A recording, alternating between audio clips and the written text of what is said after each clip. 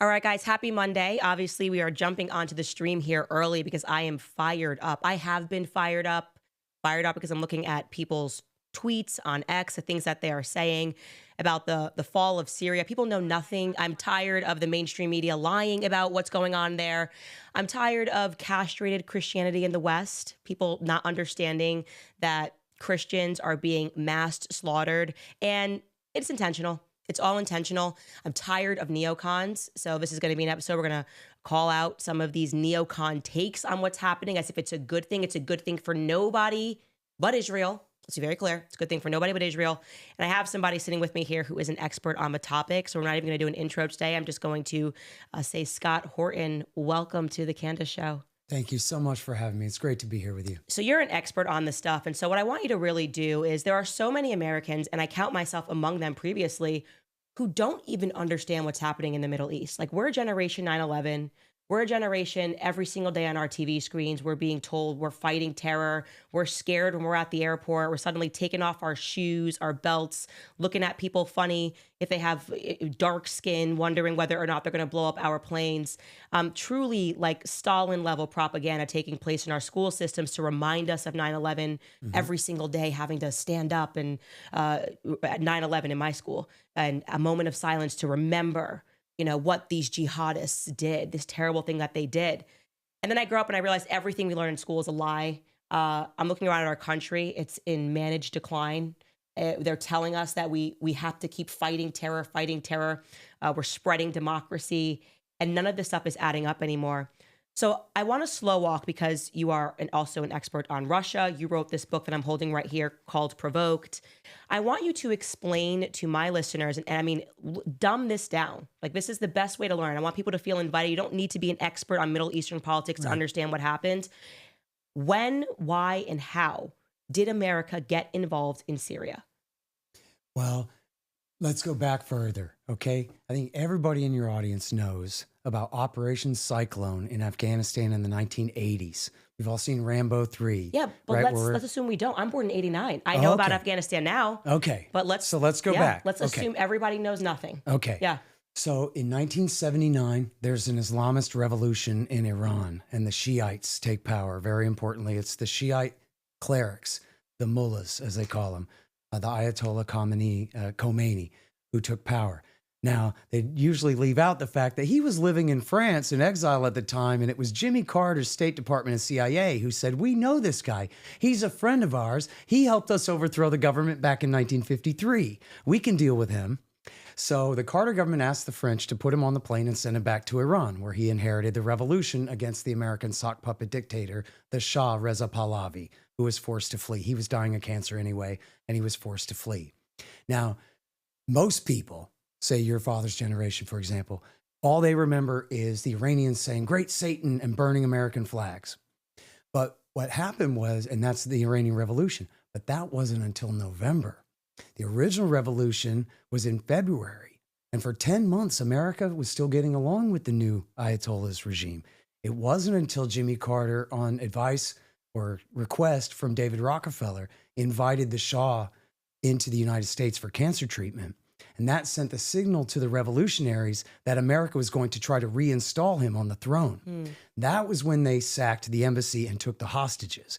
And that's the part everyone remembers now. But there was 10 months between the revolution and the hostage taking, not to excuse the hostage taking, but just to say this wasn't necessarily an anti-American revolution in the first place. Like I say, it was an old friend of America's who was in charge. And very importantly, and this is in the book, Treacherous Alliance by Trita Parsi, which I urge you and your entire audience to read. It's one of the most important books about the Middle East you'll ever read.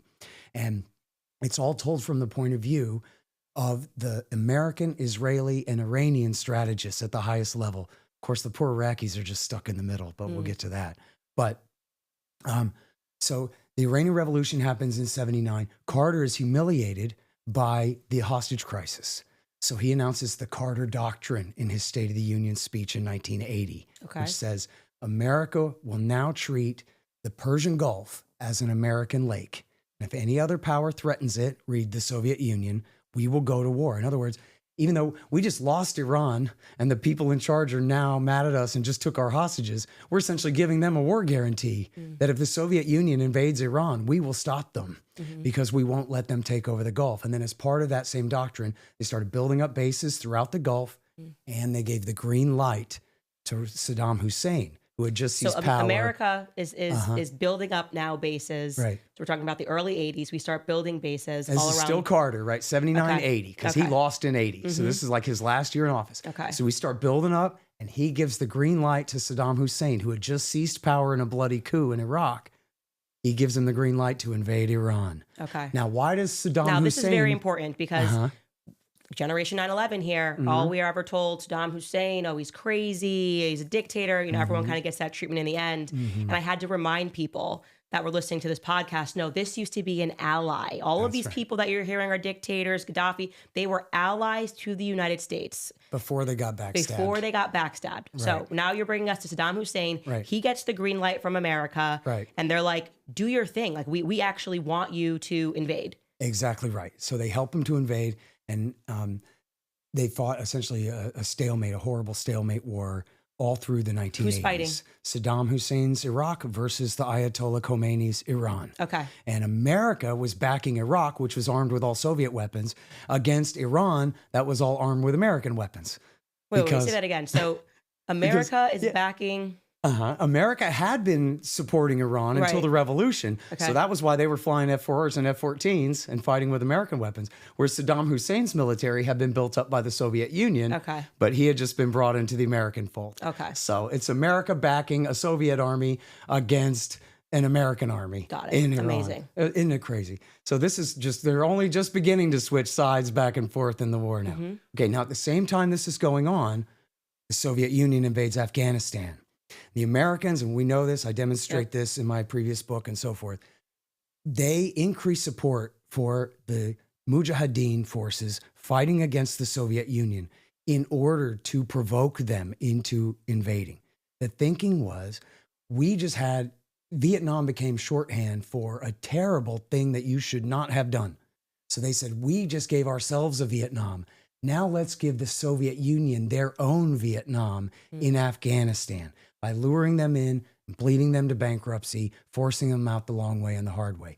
And truly, I don't think anyone could argue. Democrats and Republicans agree, and I think I do too. This was one of the major things that helped to destroy the Soviet Union. It was one of the straws that broke the camel's back of the commie USSR, was this fool's errand in Afghanistan, trying to coin a phrase, trying to prop up the communist government there.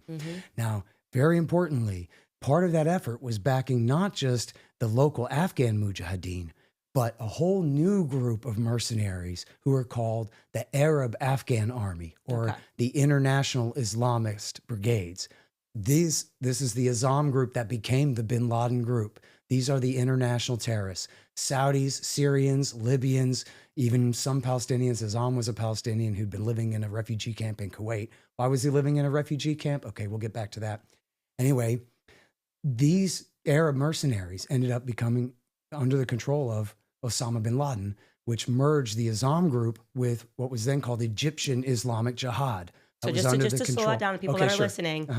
So we are arming rebels because we're essentially fighting a proxy war with the Soviet Union. They're in Afghanistan making a terrible mistake. We see it as an opportunity. A lot of this has really just been a proxy war with Russia. We'll get to that later. And this now brings in, so first we're back in Saddam Hussein. We're going to find out later that he's actually a terrible, evil dictator and a terrorist. Now we're back in Osama bin Laden. We've got these people, these jihadists. We're giving them money, we're giving them weapons, and we're going, this is good for us. And Hillary Clinton admits this on tape years later. The Mujahideen, we funded all of these rebels, and then we declared them problematic in the future. Right. So now we've got Osama bin Laden in the mix. What happens? What happens in Afghanistan? Right. Okay. And people can reference, there's a movie and a book called Charlie Wilson's War, all about this as well. Rambo 3, I like to mention because there's some funny anecdotes in the conversation that he Colonel Troutman, Rambo's hero, Rambo's leader, says, we already had our Vietnam. Now you're going to have yours. Right. Like, that was exactly what they were doing there. Okay. So, and they're supporting, again, not just the Afghans, but this international Islamist group. Okay, so now It's the end of the 1980s. The Iran-Iraq war comes to a negotiated settlement. The line really hasn't even moved. The war is essentially over as a stalemate. The Afghan war comes to an end. The Soviets withdraw, and it takes the Mujahideen about another 2 years to finish killing off the communists in Kabul. Okay, but now Saddam Hussein has a problem with Kuwait and Saudi and UAE. They're all calling in his war debts from the Iran-Iraq war. But he can't pay them off because oil's trading at about $10 a barrel. He's making no money whatsoever. Okay. And he's got the Kuwaitis are slant drilling from the shared Rumelia oil field on the Iraq-Kuwait border. And they have quotas on how much you're allowed to produce. Same as like West Texas. We own adjacent property on the ground, but we have a shared well beneath. Well, we have a quota how much we're allowed to produce each month and not cheat each other. Otherwise, you get your knees broke. That's West Texas rules. Well, the Kuwaitis were cheating. So James Baker, the Secretary of State, told Saddam Hussein, well, go ahead and break their legs. Those are the rules. See if I care. And everyone can read this in the April Glaspie memo. She was, there's the Iraqi version of it that was published in the New York Times. But then thanks to Julian Assange, we have the State Department version of the memo as well, where she says in no uncertain terms that we are slightly concerned about your military movements toward Kuwait. And gee, we really think that we would prefer if you wouldn't do something like that because we sure don't want to have a war with you, which was at the very best a mixed signal, a flashing yellow light to go ahead and invade. And Glaspie, and people can check me on this, Glaspie later told the New York Times, well, we didn't think he was going to take the whole country. He was supposed to just take the northern oil fields, break their legs, make them pay the price. But he got carried away and went all the way to the coast. So we're again signaling, hey, you're our ally. Do what you have to do. Take over the oil fields. We're obviously being motivated by just wanting to potentially buy oil from him. I mean, what's the motivation there to keep supporting Saddam? Well, so yeah, that's part of it is they, you know, the oil majors in Houston, they get along fine with him. They don't care who's in charge as long as the oil's pumping. And I describe in the book, my best research on this is this is not deliberate, but the way it worked was the CIA and Central Command in the region were telling the Kuwaitis, you don't have to take this from Saddam Hussein. Tell him to piss off. While at the same time, the State Department was telling Saddam Hussein, you don't have to take that guff from them. Go ahead and break their knees.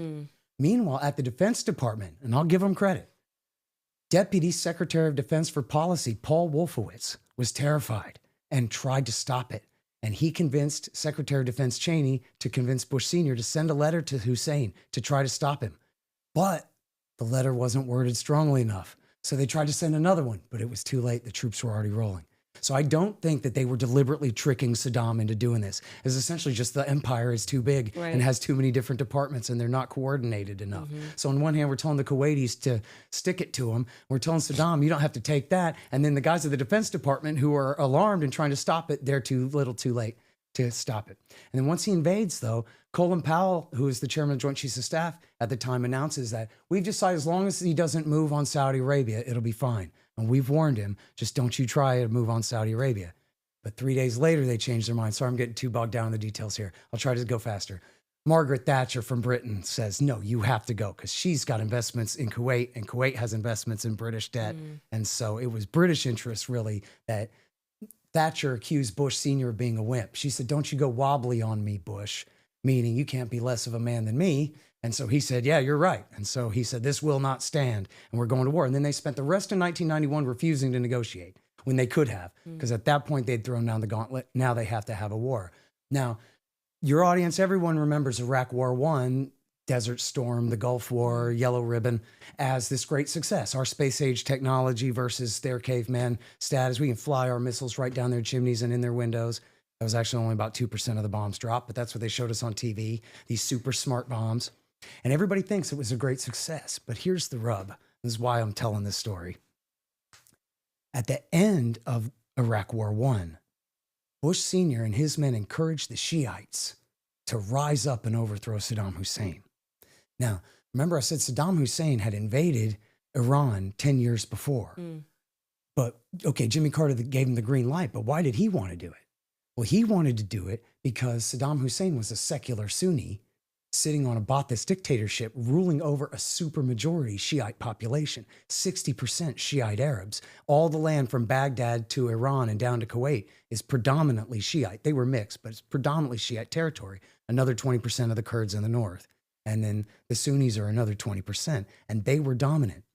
So Hussein was afraid when this Shiite revolution took hold in Iran, that the Shiite population of Iraq, they might now choose their religious sect over their nationality and their ethnicity as Iraqis and Arabs. And they might side with the Shiites in Iran and try to wage an Islamist revolution in Iraq. So that was why he started the war, so he could conscript them all and force them to go to war with Iran rather than against him. Got it. Okay? So now it's 10 years later. America's just invited him into Kuwait and forced him back out again.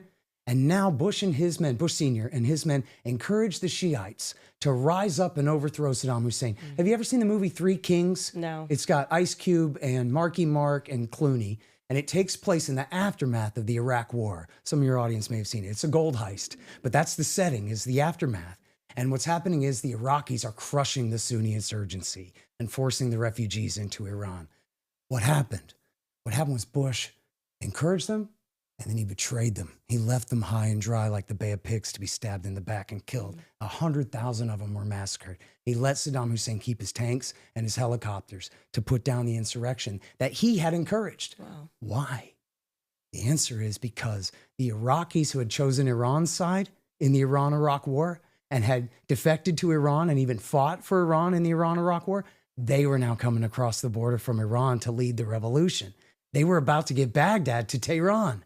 And so they went, oh no, we just literally, the Bush senior men were the same men who had run the Reagan administration. It was the successor administration under, Vice President Bush became President Bush. So other than Cheney, Baker and Powell and Eagleberger and Scowcroft, all of these men had been in the Reagan years.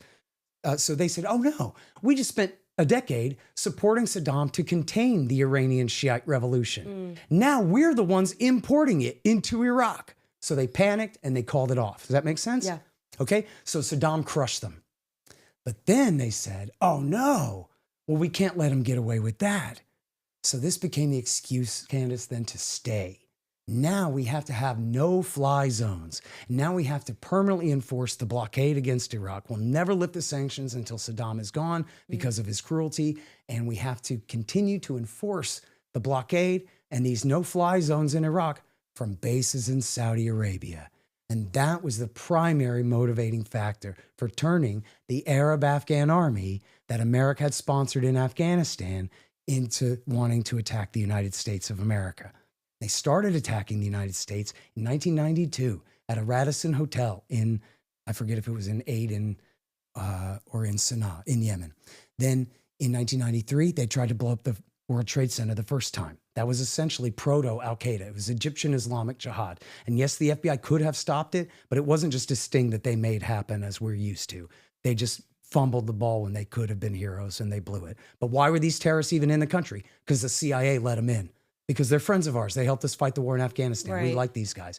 Then they attacked and killed our National Guardsmen in Saudi Arabia in 1995, trainers training the Saudi National Guard in 1995.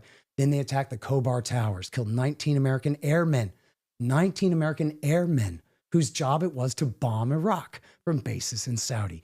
That was who was targeted. Bin Laden took credit for it. What did America do? They blamed it on Iran. They said it was Iranian-backed Shiite Saudi Hezbollah that did it. Yeah, right. It was Bin Laden and his men who did it. And they were trying to send the message, get off of our holy Arabian Peninsula. Stop bombing and blockading Iraqis from bases on our holy peninsula. It's not just their country, but it's where their religion was born, Mecca and Medina and all this. So that was the message, but they denied it to the American people that this is what's going on here. Hell, we could have just bombed, we could have had Tom Cruise just bomb them from the Navy in the Gulf. Do we have to have bases on the ground in Saudi Arabia? Bombing them from the Gulf is bad enough. But just because the Air Force has to, or the Navy has to share with the Air Force is why we're doing this. Why are we doing this? Right? Then they attacked the USS Cole in 2000 and eventually September 11th. Now this whole time, Bill Clinton is still backing these guys.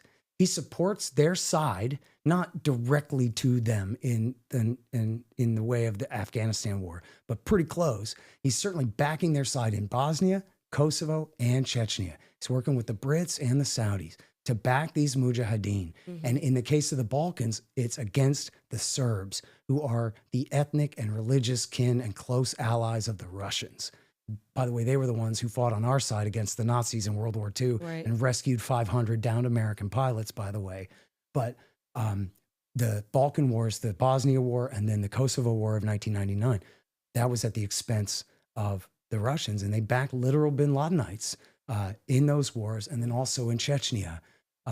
So what we're seeing is just a trend over decades in which the United States is not getting their hands dirty, sending over weapons, supplies, money, funding these insurgents, and then suddenly deciding when they want to determine that they are actually terrorists and never mind and forget everything. And suddenly we pretend like we're the heroes because we're going to get rid of them after they've accomplished whatever it is they want to accomplish in the Middle East. And then, so back to September 11th for 1 second here. So you might remember the story of Colleen Rowley, who was the Time Magazine Person of the Year in 2002. She was an FBI lawyer at the Minneapolis office. And they got a call from a flight school. We have a guy here named Moussaoui. He wants to know how to fly a jumbo jet, but he's not interested in how to take off or land. And he keeps talking about flying from Heathrow to New York. One of the FBI agents just speculated, this guy, I think, is trying to hit the World Trade Center. So the FBI agents asked their bosses in Washington, D.C., Michael Maltby was one of them. I forget the other guy's name. May we please have permission to get a FISA warrant to search this guy's computer?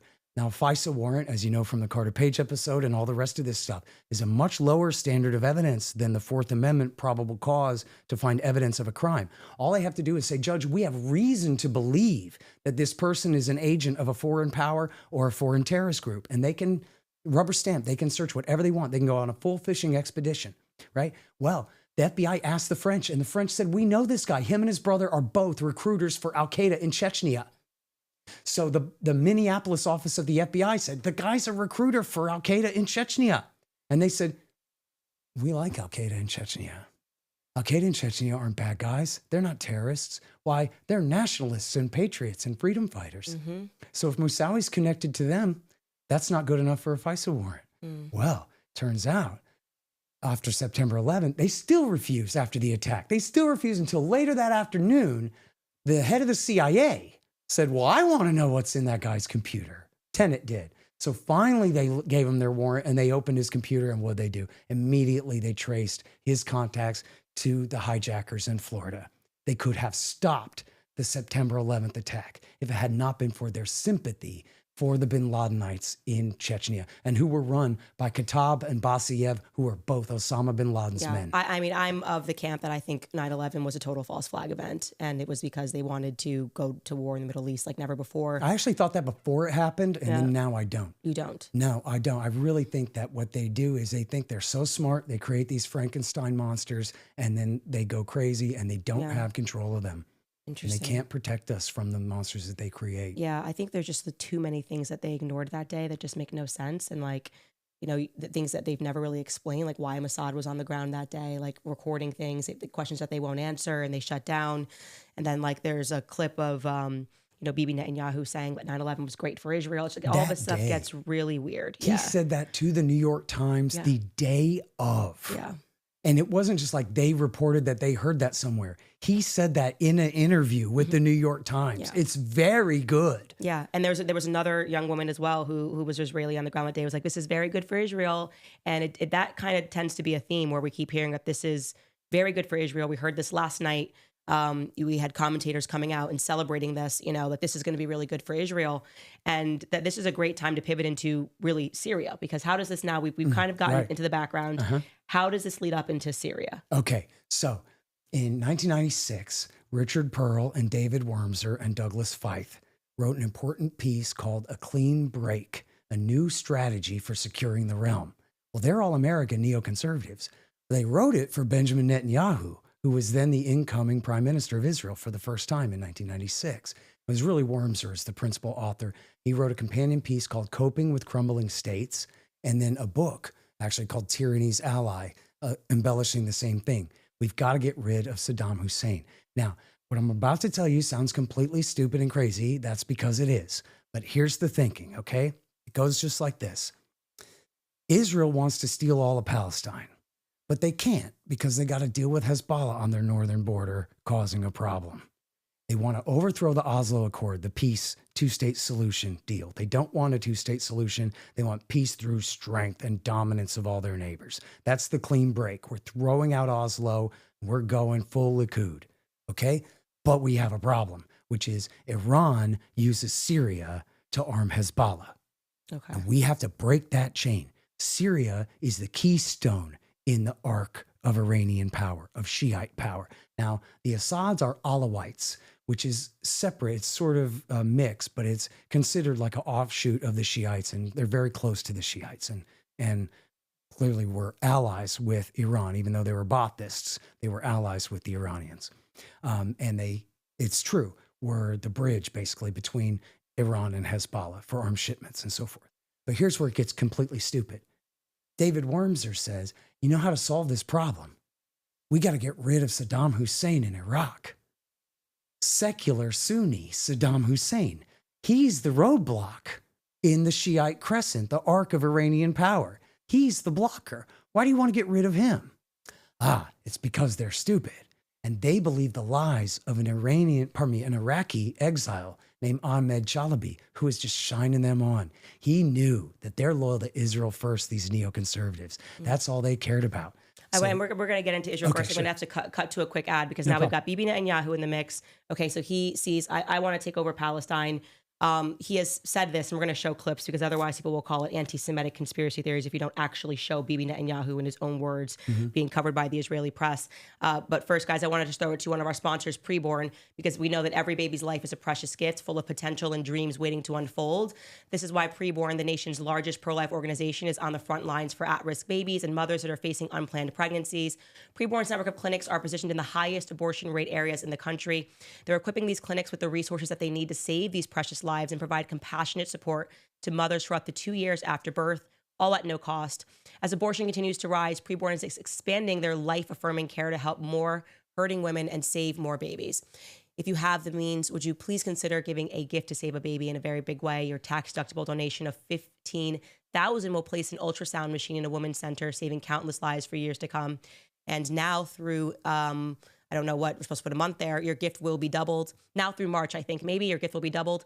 Donate, dial pound 250 and say the keyword baby. Again, that's pound 250 baby. Or you can donate securely at preborn.com/Candace. That's preborn.com/Candace. Okay. So Bibi Netanyahu, the Likud party, I would just say the neocons in America are just an extension of the Likud party. I think that's fair to say. Like they're literally just obviously loyal to the Likud party. And let's just talk about that right now for a minute. I don't want to accuse anybody of dual loyalty. I think they're loyal to Israel. I want to be clear. You're not dual. You're just loyal to Israel at the expense of Americans dying, Christians dying. You are loyal to Israel. It is very clear. And Bibi Netanyahu has a lot of minions here, a lot of minions throughout AIPAC, a lot of minions in the press who essentially are now taking part in this leftist tactic of smearing and libeling people who are looking at this and going, this is ridiculous, right? You are arming militants, you are supporting militants, you're accusing us of being terrorist sympathizers when Bibi Netanyahu literally supported Hamas because he never was okay with the idea of a two-state solution. Skylar, do you actually have that screenshot from Haaretz of them covering Bibi Netanyahu's speech? I think I dropped it in there. It's just here it is. This is Haaretz. This is an Israeli publication quoting Bibi Netanyahu. Anyone who wants to thwart the establishment of a Palestine state has to support bolstering Hamas and transferring money to Hamas. Netanyahu told his Likud party's Knesset members in March of 2019. This is part of our strategy. So you have this man, and this kills me because now you have these neocons and these Judeo-Christians who are like, oh my gosh, like, you know, how dare you say, like, they call us terrorist sympathizers. This man literally said, arm them, give them money. It's part of our strategy to block the idea of a two-state solution. He never wanted a two-state solution. He was on record saying he never wanted a two-state solution. He wants Palestine. Like that, like he's been very clear on the fact Gaza's got to go, West Bank has got to go. And so now you have this guy, he gets more power, and you're saying he's looking at this plan here. He's like, okay, well, a problem is Syria. Syria is a problem. By the way, guys, every single country that this man gets on a platform and tells America to invade, we invade. We invade. Like from Libya to Somalia to Iraq to anything that he says, we do. So he's got a lot of power, not just in Israel, but also in the United States of America. Absolutely. He basically dictates, I would argue, our foreign policy in many ways. And listen, I have to say, I appreciate the way that you use the term neoconservative narrowly there. People say neocon like it just means a conservative nowadays, or it means a hawk. But the neoconservatives are really like no more than 100 people. It's a very small group of essentially, yes, Israel firsters. And they came from the Trotskyite left. And part of being a Trotskyite in the kind of post-World War II era was, well, they hated Stalin because Stalin killed Trotsky. And plus, they were Americans. So it made sense for them to side with America in the Cold War. In fact, I brought you a present here. This is Reclaiming the American Right by my mentor, Justin Raimondo, who is the founding editorial director of antiwar.com. And this is the history of the real American conservative movement that was supplanted by the neocons and how it was done. And you had essentially these few different avenues from Trotsky through the National Review, through the Social Democrats USA, through Leo Strauss and Albert Wohlstetter at the University of Chicago, through the Podhoritz's Commentary magazine and others. And these are basically the men who became what we call the neoconservatives. Yeah. The men who They're not conservatives. They've just infiltrated the true conservative. Right. They were American leftists. First. Yeah, they're leftists. They were. And you now see that because on the topic of Israel, they behave like leftists. It's the exact same tactics of BLM, you know, smearing, trying to ruin people's lives, calling for censorship. And you go, wait a second, you're not a conservative at all. How did you get here? Why do you have a platform? And we need to get these people out of our party immediately. They should have absolutely no power and no platform. So now he's got a plan, and Syria has to go. Right. Assad is the president, and by the way, lived his life quite admirably, was a dentist. This guy comes into power. And I want to show people this clip because it's so funny to hear about these evil dictator leaders through the lens of the mainstream media, which is controlled by too many of these Trotskyites, in my opinion, on the conservative side. But I'm going to show you this clip, and I'm just going to read over it because obviously you guys will not be able to understand it as he's speaking his language. This is what he said in 2020, addressing a group of clerics at the mosque in Damascus about neoliberalism. This is Bashar Assad, who the evil dictator in which we just overthrew. Take a listen, and I will speak over it. أساس منهجيتها هو تسويق. Okay, so he is saying the basis, and he's talking about neoliberalism here, the basis of its methodology is to market the neoliberalism. Neoliberalism is based on promoting a total moral degeneracy and separate man from any principles, values, or beliefs for reaching his goals. And as an example of this process, modern liberals are those who marketed homosexuality and made gay marriage legal. They started in the 1970s and now through marketing gradually until they were able to make it legal. And now they have children, but it's different from adopting because how can they have children? Modern liberalism has promoted the idea that the child does not get to choose his own religion by himself, and that there is therefore, it is against the child's freedom of expression, that the child must therefore choose his own religion when he's grown up, although this is a contradiction of human nature because ever since there were man-made gods in religion, a child would instinctively be attached to his family's heritage. Modern liberals contradict humanity themselves. I think it was in the last year or so, but it has recently been reported that marijuana is not harmful and now it's sold in shops legally. Drugs have now become not harmful and now they're sold publicly, and later they will find something more harmful to sell. This is neoliberalism. It now claims that a child is born with neither male nor female gender, neither male or female, because he gets to choose later on whether he is male or female. This is supposed to be a great thing, of course. So what are we to make of this? What we should understand is that neoliberalism targets our humanity, and it therefore contradicts with religion because religions serve humanity while neoliberalism separates humans from their values. That's the evil dictator that we just armed militants, Israel armed militants. And I'm going to show you guys that again. We're going to give you proof of that because otherwise we will be told that we are anti-Semitic. So actually, let's roll that clip now, Skylar. I'll tell you exactly which clip it is of the IDF minister, I think, admitting that, yeah, we armed the Syrian rebels. Take a listen. In a shocking change of policy, now former IDF Chief of Staff Gadi Eisenkot revealed on Sunday to the British Sunday Times newspaper that Israel has indeed been supplying weapons and funding to Syrian rebel groups in the Golan Heights. These claims have been made many times throughout the years, but this is the first time an Israeli official has confirmed such reports, and it came on the same day that Eisenkot admitted responsibility for striking, quote, thousands of targets in Syria as well. Until now, Israel has only ever discussed humanitarian aid shipments and programs like Operation Good Neighbor. Earlier this week, Prime Minister and Defense Minister Benjamin Netanyahu also broke with Israel's tradition of ambiguity in Syria by adding to Eisenkot's comments. He confirmed not only that Israel carried out hundreds of attacks against Iranian and Hezbollah targets, but also that Israel struck Damascus International Airport last weekend, a break from policy that at the time was considered just a campaign ploy. In his interview with the British Sunday Times, however, Eisenkot continued that the weapons shipments to rebel groups consisted of light munitions for self-defense, while a September report by Foreign Policy magazine quoted alleged Syrian rebel leaders and soldiers as saying Israel was arming and funding at least a dozen different groups to prevent Iranian and Iranian proxy forces from advancing southward. In fact, Foreign Policy wrote that Israel transferred assault rifles, machine guns, mortar launchers, vehicles, and more. That being said, rebel groups in the region still reportedly feel abandoned by Israel, both due to the lack of Israeli intervention during Assad's recapturing of Syrian territory, and due to the discontinuing of Israeli military and humanitarian aid that followed. Let's follow this up, Skylar. Let's pull in the Jerusalem Post headline of Israel, because this is what they first tried to say. We're treating the al-Qaeda fighters. It's humanitarian. This is the Jerusalem Post.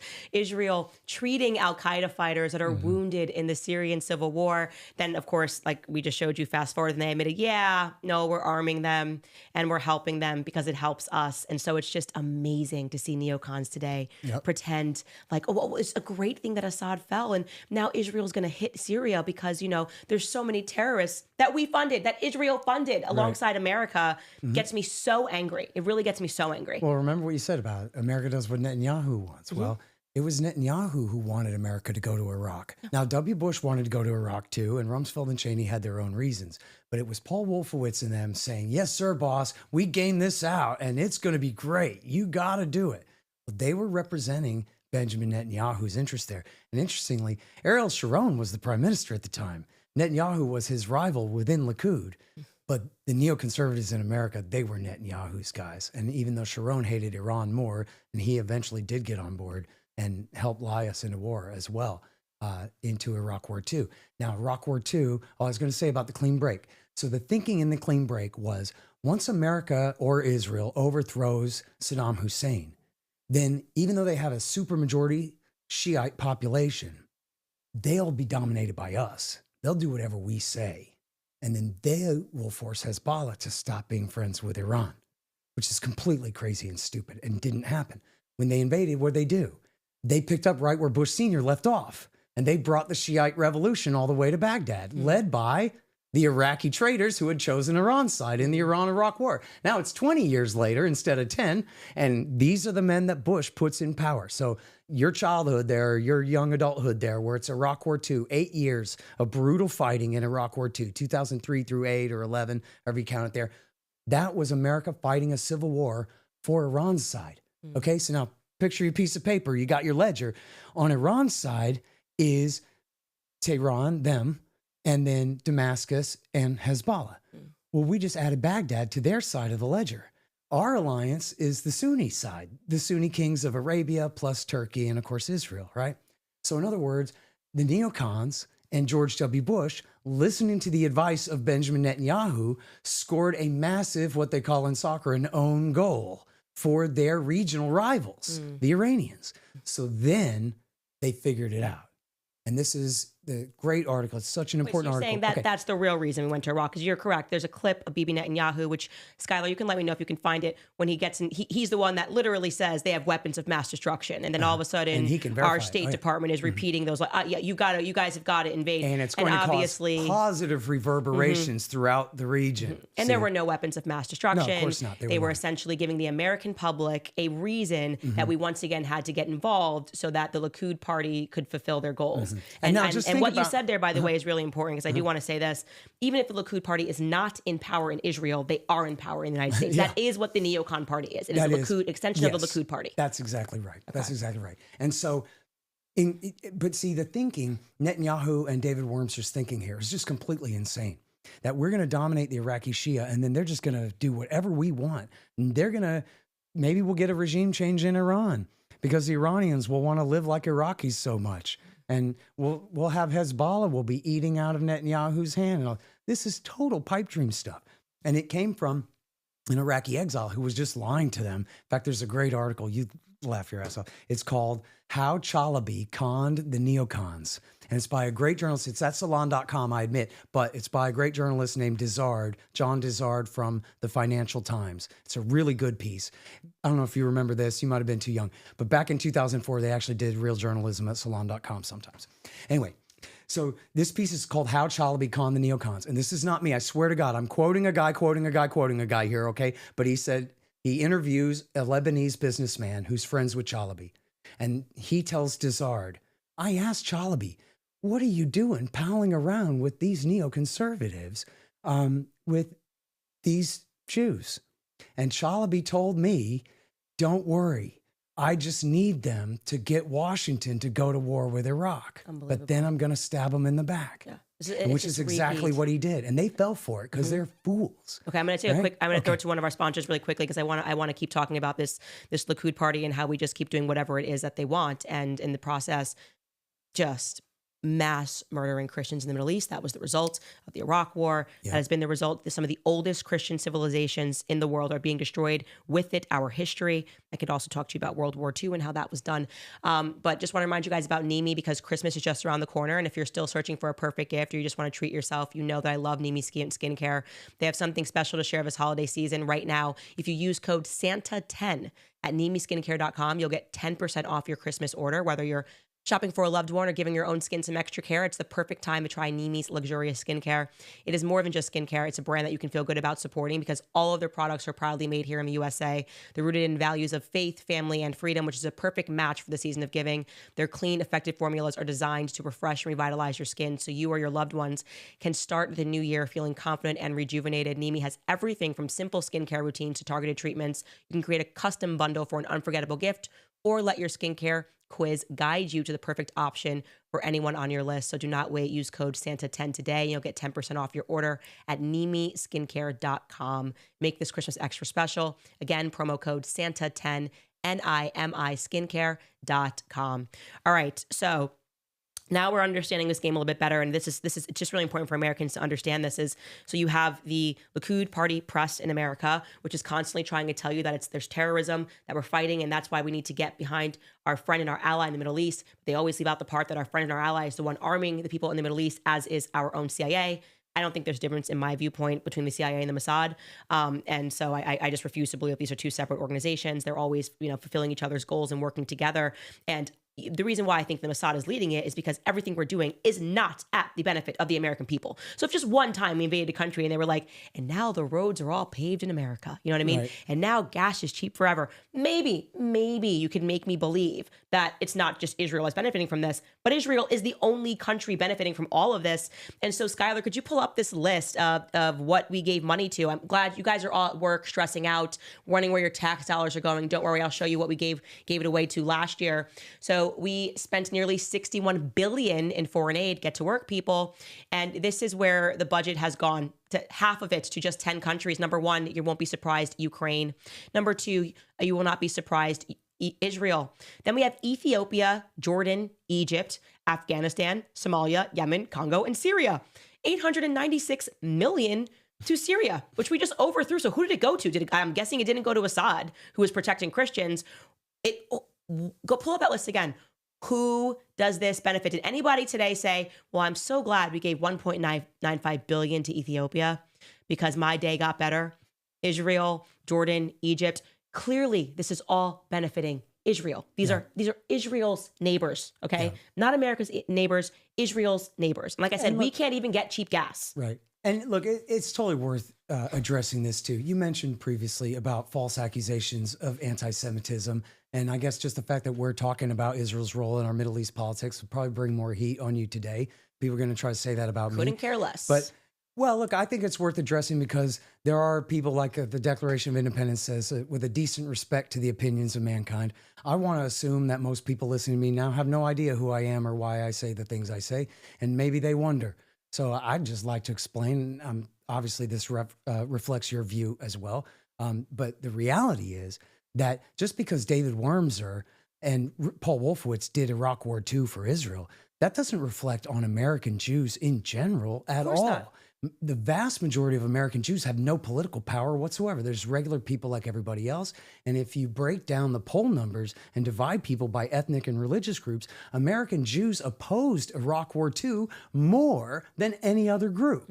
Now, you could say that's because they're liberal Democrats and they didn't side with W. Bush. Well, fine. They're liberal Democrats and they didn't side with the Likud and with what Israel wanted. So it's just not at all the case that I think or that anyone else should think that these things are the same. No, when Netanyahu claims that Israel is Judaism, he's lying about that. He's disgusting for saying that. And it gets me so angry because, again, like I said, these are leftist tactics. It would be absurd if I said anybody that critiques Nigeria hates black people, all black people everywhere in the world. Anybody that critiques the leader of Nigeria hates black people everywhere. I mean, it's absurd. It's offensive. It's nonsensical. And people need to stop falling for this nonsense. And again, the only reason people are taking this and believing this is because you have this Likud party journalists who are constantly trying to like run the Holocaust narrative. It's so cheap. It's like during BLM when they were running the slavery narrative and, oh my God, and don't you understand what it's like, you know,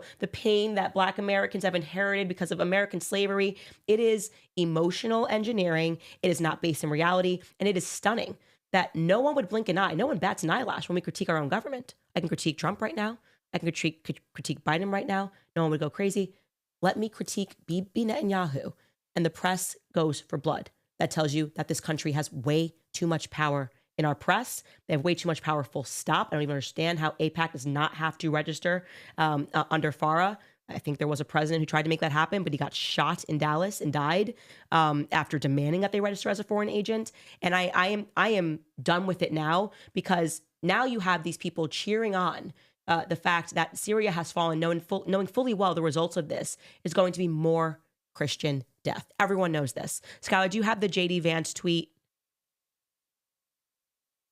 by any chance? Okay, yeah. So this guy, Josh Rogan, don't know who he is. He writes, Syria is free. The rebels won. The people liberated themselves from tyranny. Freedom won. The same playbook they always say. Russia, Iran, Hezbollah, and Assad lost. The road ahead for Syria won't be easy, but it will be better, blah, blah, blah, blah. And JD Vance replies and says, as President Trump said, this is not our fight and we should stay out of it. Too late. Obviously, we've been arming these militants. Aside from that, opinions like the below make me nervous. The last time this guy was celebrating events in Syria, we saw the mass slaughter of Christians and a refugee crisis that destabilized Europe. And this is so crucial also, because what frustrates me are these people who believe that their Bible tells them to just worship whatever the Likud party does. Like what? Like as if like Jesus left us a real estate problem. And they're like, no, like whatever, no matter what Israel does, doesn't matter who is in charge, we have to worship what they do. And these same people will go, why do we have all of these refugees flooding into these countries? You cannot separate these two things. If you are going to continually support Bibi Netanyahu and every single war that he has demanded and got in the Middle East, it has created the refugees crisis, which is the reason that you are dealing with your country fundamentally being changed, okay? So you don't get to have it halfway. You don't get to go, oh, I'm going to complain about the border and the refugee crisis, but at the same time, I'm going to keep supporting never-ending wars in the Middle East. That's right. It doesn't work that way. That's right. And I mean, look at where the refugees in the second term of Obama there, with the worst part of the crisis. Where were they all coming from? Afghanistan, Pakistan, Iraq, Syria, Libya. These are all countries that the United States of America destroyed. And then I guess there were a lot of sub-Saharan Africans who were then coming up through Italy because they were not blocked by Muammar Gaddafi's regime in Libya any longer. Right. And they literally reinstituted, to this day, by the way, people talk like this is an anecdote from 2011. They reinstituted chattel slavery of sub-Saharan Africans in Libya, which persists to this day. Right. Which Gaddafi, the secular commie type, had, of course, completely abolished, had no tolerance for. But the same rhetoric after Libya. Oh, this is amazing. It's liberating. This is going to be so great. No, it's not. It's not going to be great. None of this is great. And they just ignore it. They just pretend like Libya doesn't exist at all. Mm-hmm. It is. It's completely nuts. And now, okay. So now back to our story, though. So Iraq War II only benefits Iran. It doesn't work out like Netanyahu and Wormser thought. And so then what do? They embark on a new policy called the redirection. And people can read this. It's by Seymour Hersh in the New Yorker magazine from 2007, March 2007. It's so much fun to read. It's just hilarious. It's Condoleezza Rice going, well, you know what?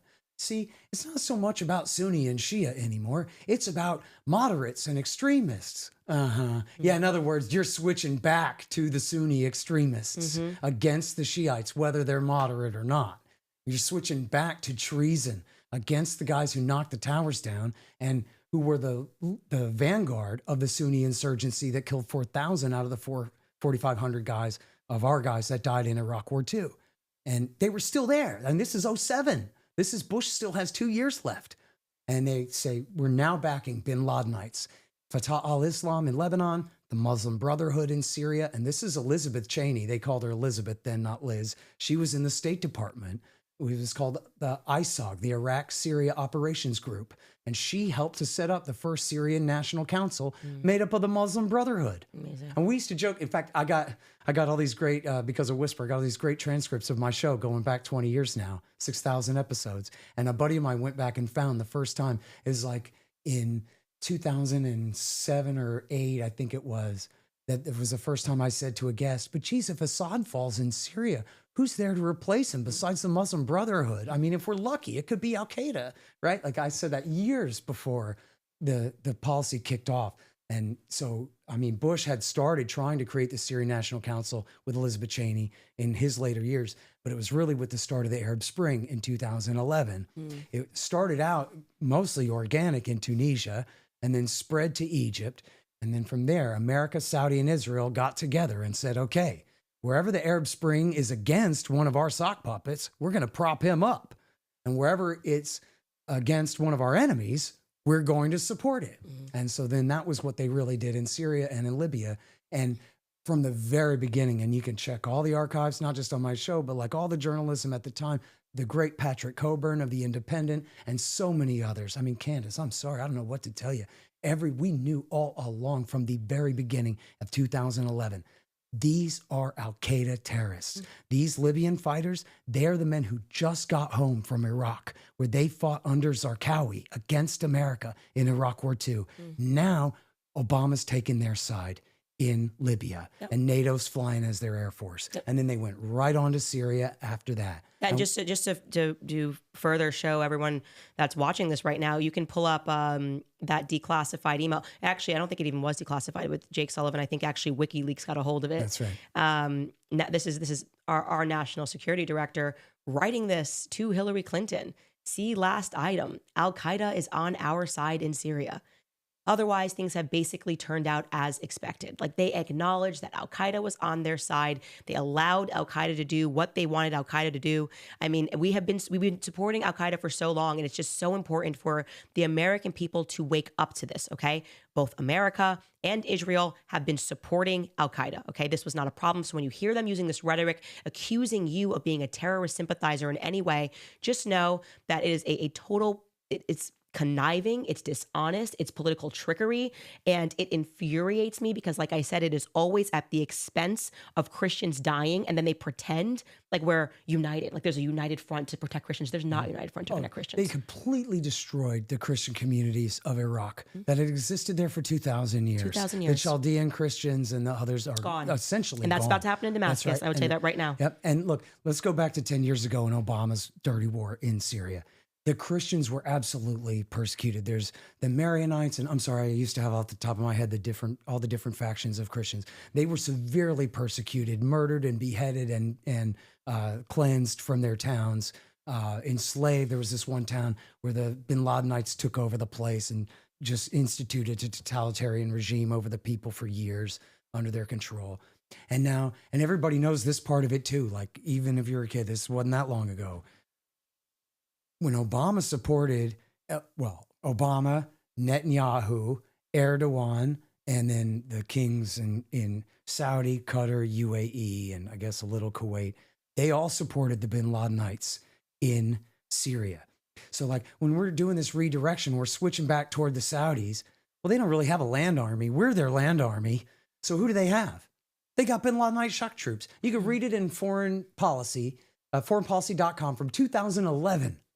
Prince Bandar bin Sultan is opening his prisons and sending bin Ladenite kooks to Syria. So they call this a revolution. It was an invasion by al-Qaeda terrorists supported by the United States and our NATO and GCC allies from the very beginning. And it's for incredible. one reason only, because Assad is friends with Iran and Iran arms Hezbollah and they're a threat to Israel. Yeah, well, a threat to what Israel wants to do, That's which right. is to extend. That's right. And They're not an offensive threat to invade Israel. They are just, this is what it says in the clean break. How are we supposed to steal Palestine when we still have Hezbollah on our northern flank? We got to neutralize Hezbollah so that we can get away with Grand Theft Palestine. You know, this is a great time to show people this because, again, if we don't actually have the clips of Bibi Netanyahu in his own words, they will accuse you of being anti-Semitic. And I think this guy is a thug, a gangster. He is now trying to crush free speech in America. But there is this amazing clip where he talks about his strategy in Palestine.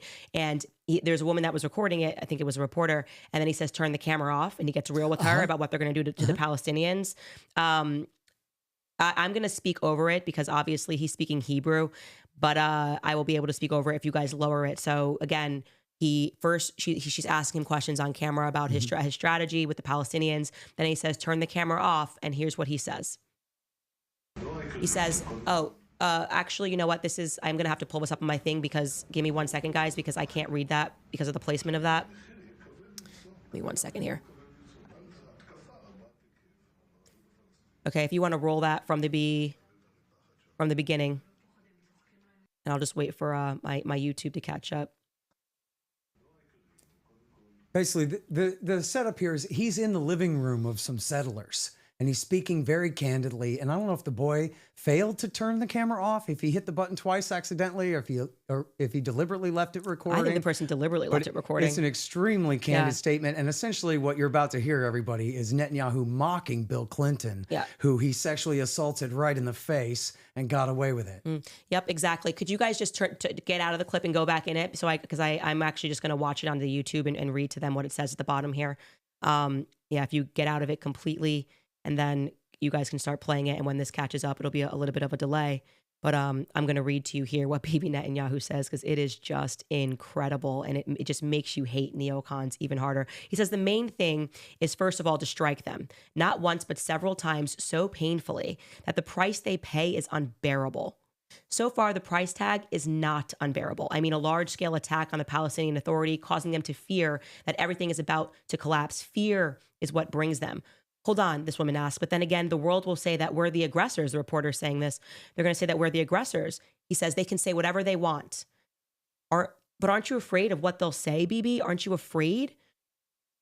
Bibi Netanyahu answers and says, and she says, especially today with the U.S., aren't you afraid of what they'll say? Bibi answers and says, I know how they are, the United States. America is something that you can easily maneuver and move in the right direction. And even if they say something, so they can say something, so what? 80% of Americans support us. It's absurd.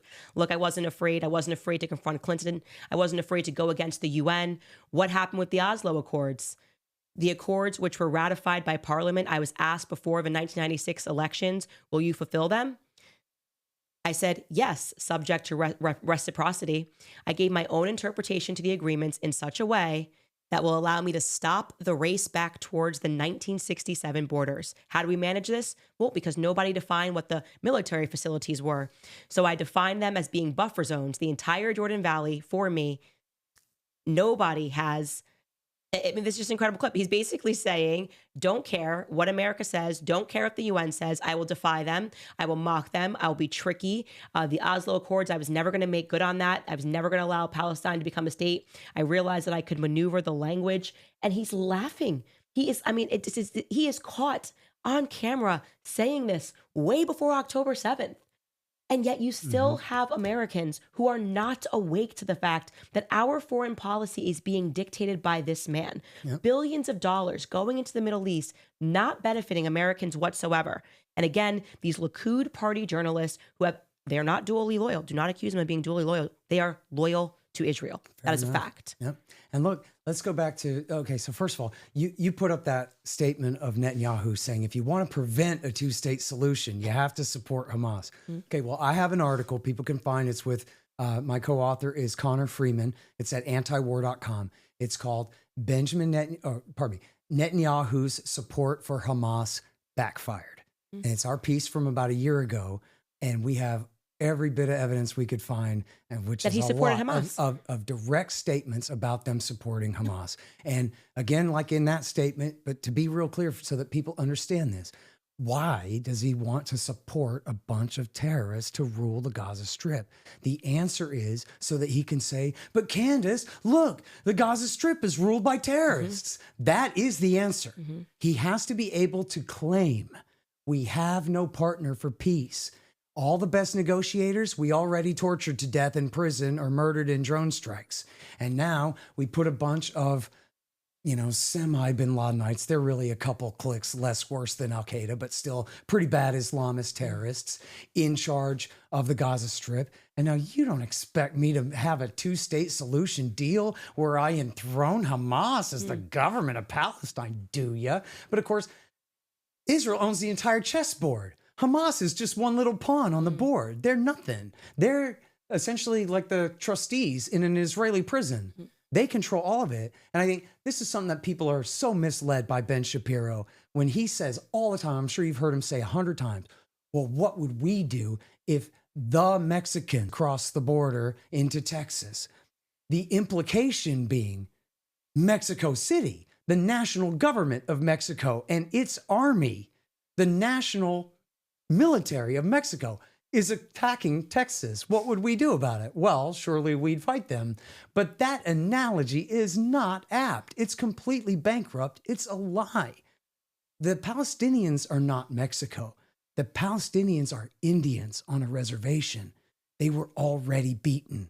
They were already herded into concentration camps. They were already surrounded by fences. Now this is a canned hunt. See, these people are prisoners. They're not the nation next door. Palestine isn't the country next door. People talk about the Palestinians. It sounds like they must have a country because everybody has a country. They're from Palestine, right? But no, Israel is on top of Palestine. That's why there's no Palestine. People cite the UN said they could. Well, the UN General Assembly doesn't have the right to give one nation to another people. Oh, but I love that because now the Likud party journalists are like, who listens to the UN? What do you mean who listens to the UN? You have this entire place because of the UN made a decision. And now you're suddenly turning your back on the UN. But this is when you hear the way Bibi Netanyahu speaks. That's how he views it. I will do what I want, when I want. You're an ally to me. Good. You're not. I'll backstab you in 4 seconds. Now they say the UN General Assembly is completely illegitimate. The UN as a body is illegitimate because now they're saying you guys are terrorists. Now they're saying you're a criminal and you need to be arrested for acts of genocide. And now all of a sudden the UN, which gave them Israel, is irrelevant. They all tell you. It's irrelevant. And what they rely upon is Americans that know nothing about history, who really just read the news and believe that it's true. And I now want to talk about what's going on with Bibi Netanyahu because further to that point, Americans are not even aware of the corruption stuff going on with him, that his office has been raided, that he's turned against his own lieutenant who is saying that something weird happened on October 7th, that Bibi Netanyahu edited the transcripts. This leads many people are believing in Israel that he allowed the October 7th attack to happen as a pretext to do what he has told us throughout his entire political career that he wants to do. Take over Palestine. He just told us that right there. I'm not playing here. I'm not here for a two-state solution. His end goal is to take over the West Bank, take over Gaza. Before we get to that, I'm going to just throw this to American financing. So I know so many people are feeling stressed about giving your family a memorable holiday. You're not alone. Prices remain higher than ever, and a lot of Americans are maxing out on credit cards. Now is the perfect time to take control of your finances and pay off that debt. If you're a homeowner, American Financing can help you unlock the equity in your home, and you can start saving. Their customers save $800 a month on average. Just imagine what that could mean for your family. Plus, if you act now, you could even delay 2 mortgage payments, giving you extra cash for the season. Wouldn't it be nice to start off the new year without debt and those monthly minimum payments? It costs nothing to find out how much you could be saving. The holidays will be here before you know it. So call one of American Financing salary-based mortgage consultants today. The number is 800-795-1210. Again, that is 800-795-1210. Or you can visit americanfinancing.net/Owens. That's americanfinancing.net/Owens.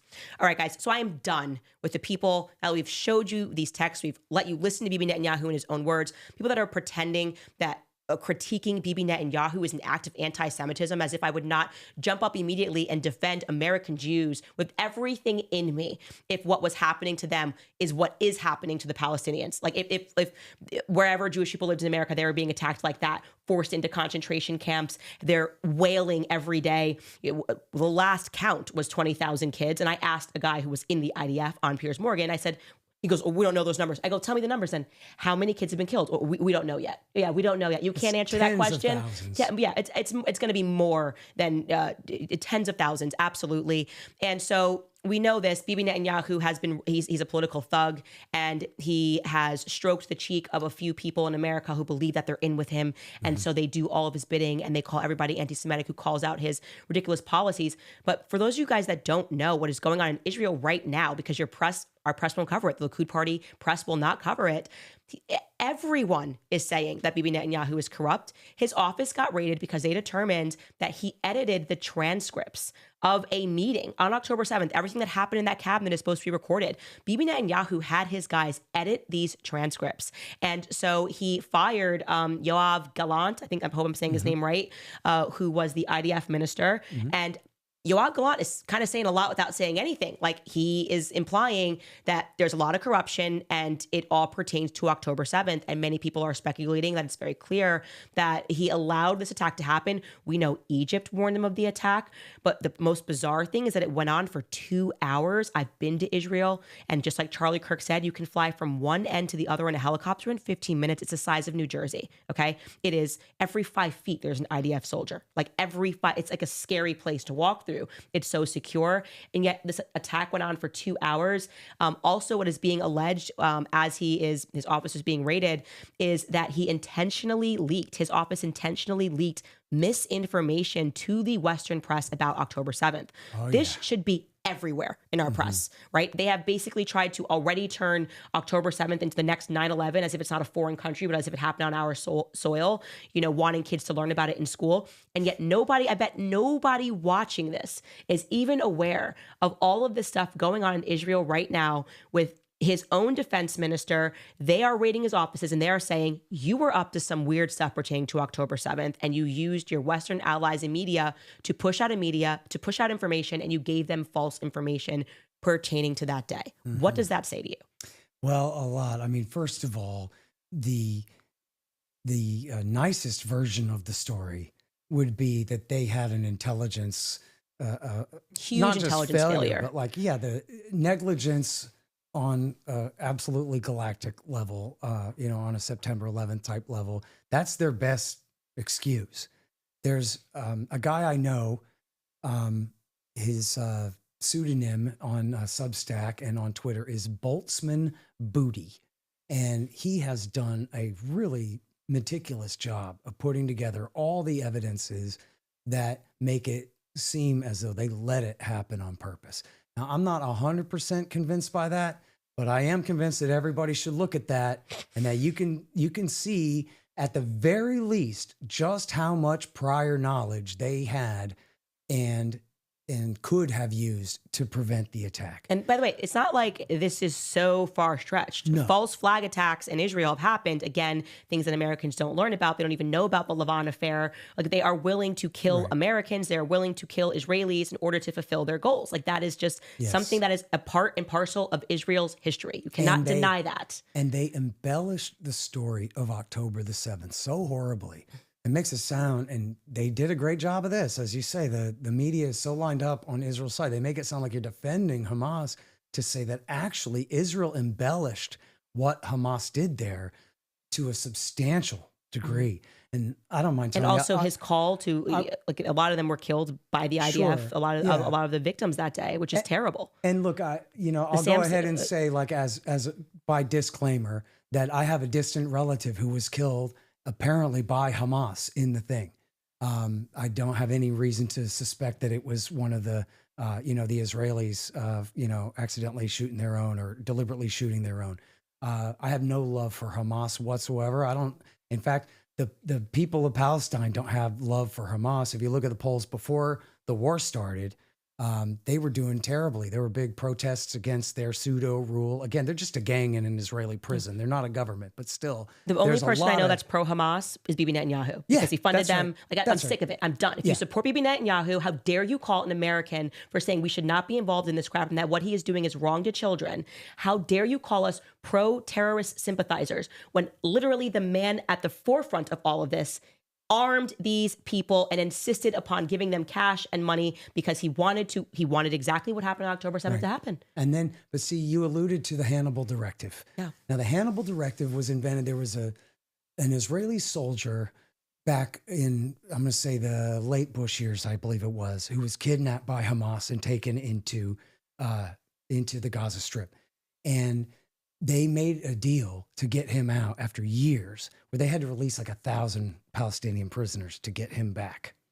And they invented a new doctrine, said we're not going to do that anymore. It's the Hannibal directive. And it says that if an Israeli soldier is kidnapped by Hamas, we'll blow him away we'll blow them all away, the kidnappers and the kidnapped, rather than let them get such a great strategic game piece as a kidnapped captive. Okay, well, on October the 7th, it wasn't just the IDF. It was civilians who were being kidnapped by Hamas and taken back into the Gaza Strip.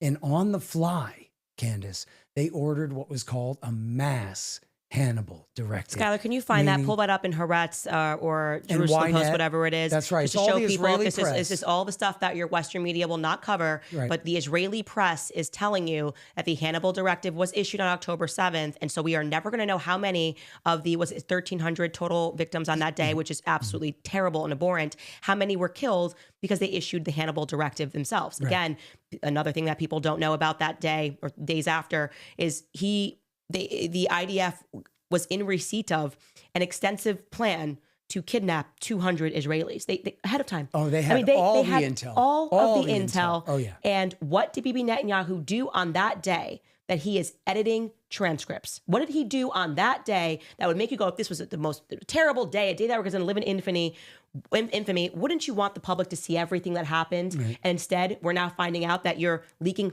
false information about what happened that day, and our press is not covering it, which is disgusting, and it is just so morally contemptible that they will not cover this. They only want you to feel bad for Bibi Netanyahu, and I think he's a monster. I think he is a gangster, and shame on the Christians that support this man and use the Bible to justify the support of a man who is mass murdering children, mass murdering Christians all across the Middle East under the guise, and his own people, under the guise of fighting terror, when you can go back and clearly hear his language about what he says and what he's willing to do, and how little respect he has for the Americans that worship him.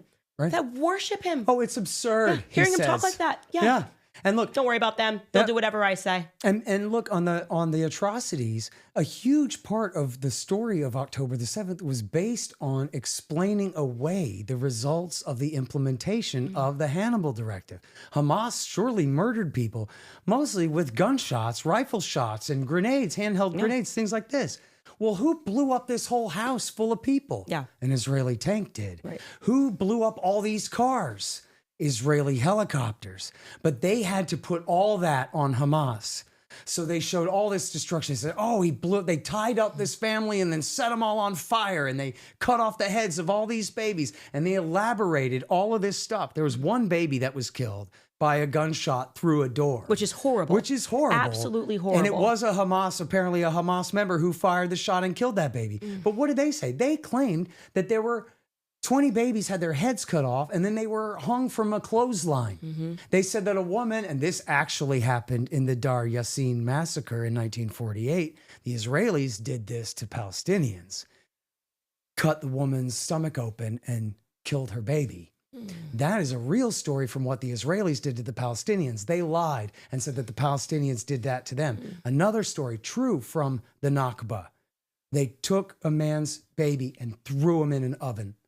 And they used that story that the Israelis had done to the poor Palestinians and pretended that the Palestinians had done that to them. So in other words, instead of just saying, oh my God, Candace, it was horrible, all these people were killed, civilians were shot in their own homes, in their cars on the road. Oh no. No, instead it was, they tied children up and set them on fire. They cut the heads off of babies. They blew up these houses. They blew up all these people in their cars and all this stuff. And you're correct. My ex is filled with all of these videos of what they are now doing to Palestinian children, babies that are actually beheaded, babies that are actually burned, and America just turns the cheek. Yeah, America, they call it fake. Yeah. In my mentions every day, they go, that's fake. Everything's They're a bunch fake. of actors. Oh yeah, the Gazan people right now are acting like they just got have bombed. Water, they can't eat, they're starving, but everyone's just conspiring to pretend that this is happening. And like everyone from the ICC to the UN to everybody who is saying that this is actually happening. The journalists that have risked their lives to get these stories out, and our Western media won't cover it. Yeah. Look at antiwar.com. My guys cover this every day. Dave DeCamp, Jason Ditz,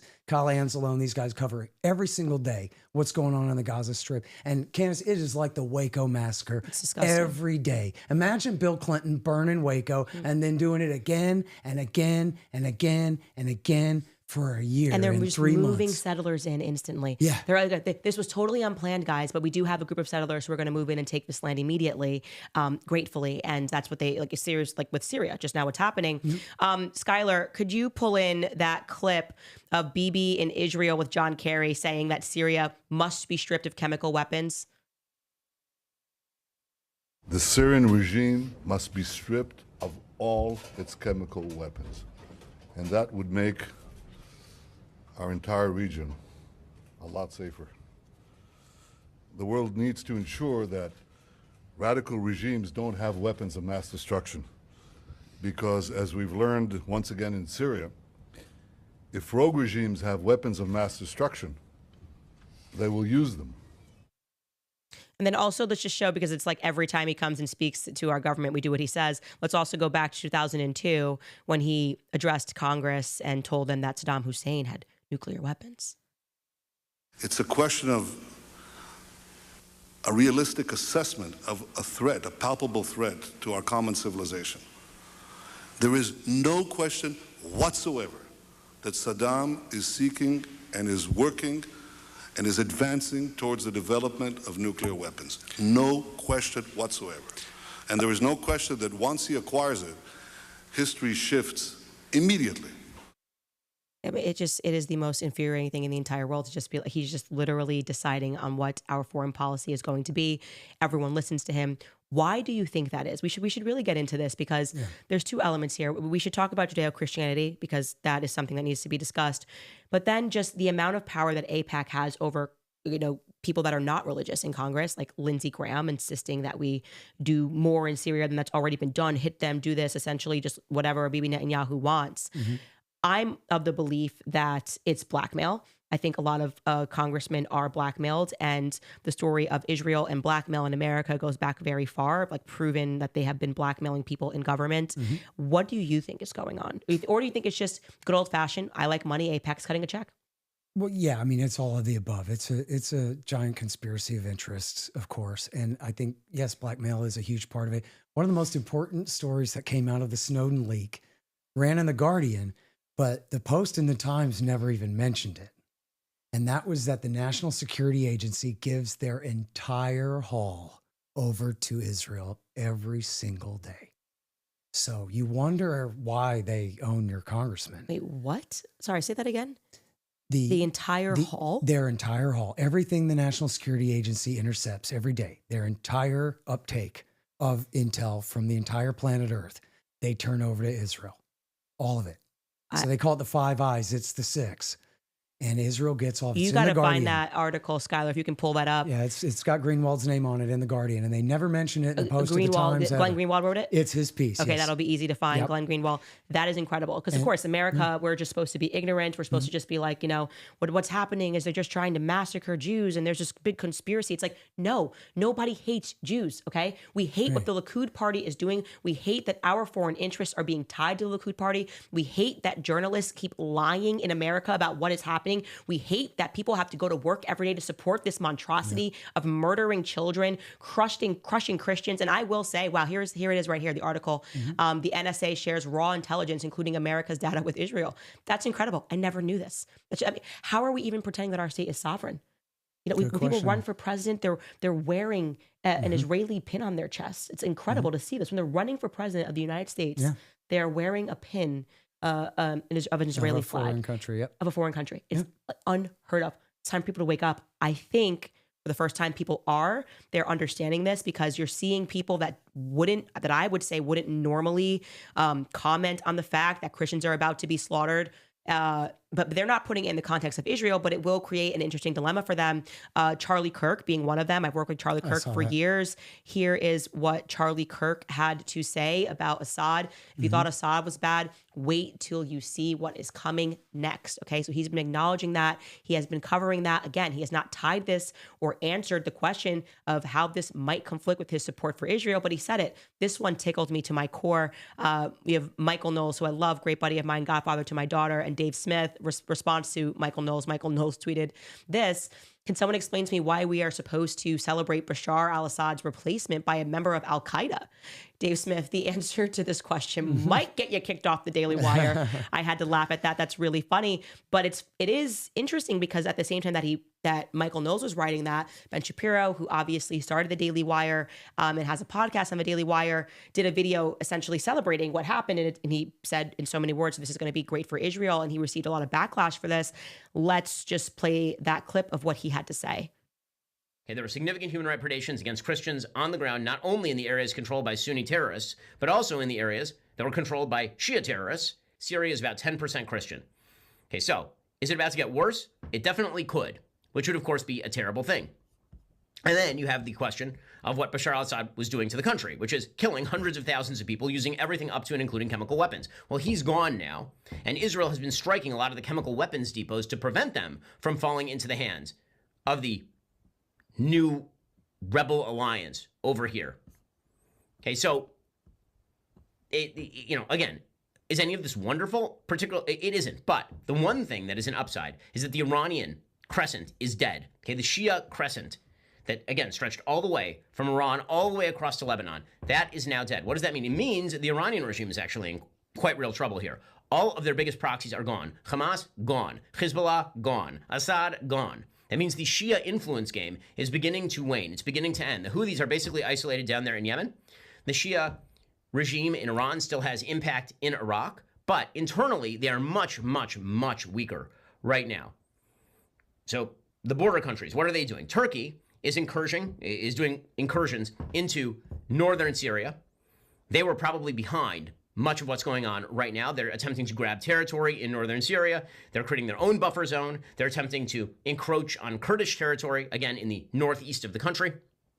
Meanwhile, Israel in the south has the Golan Heights.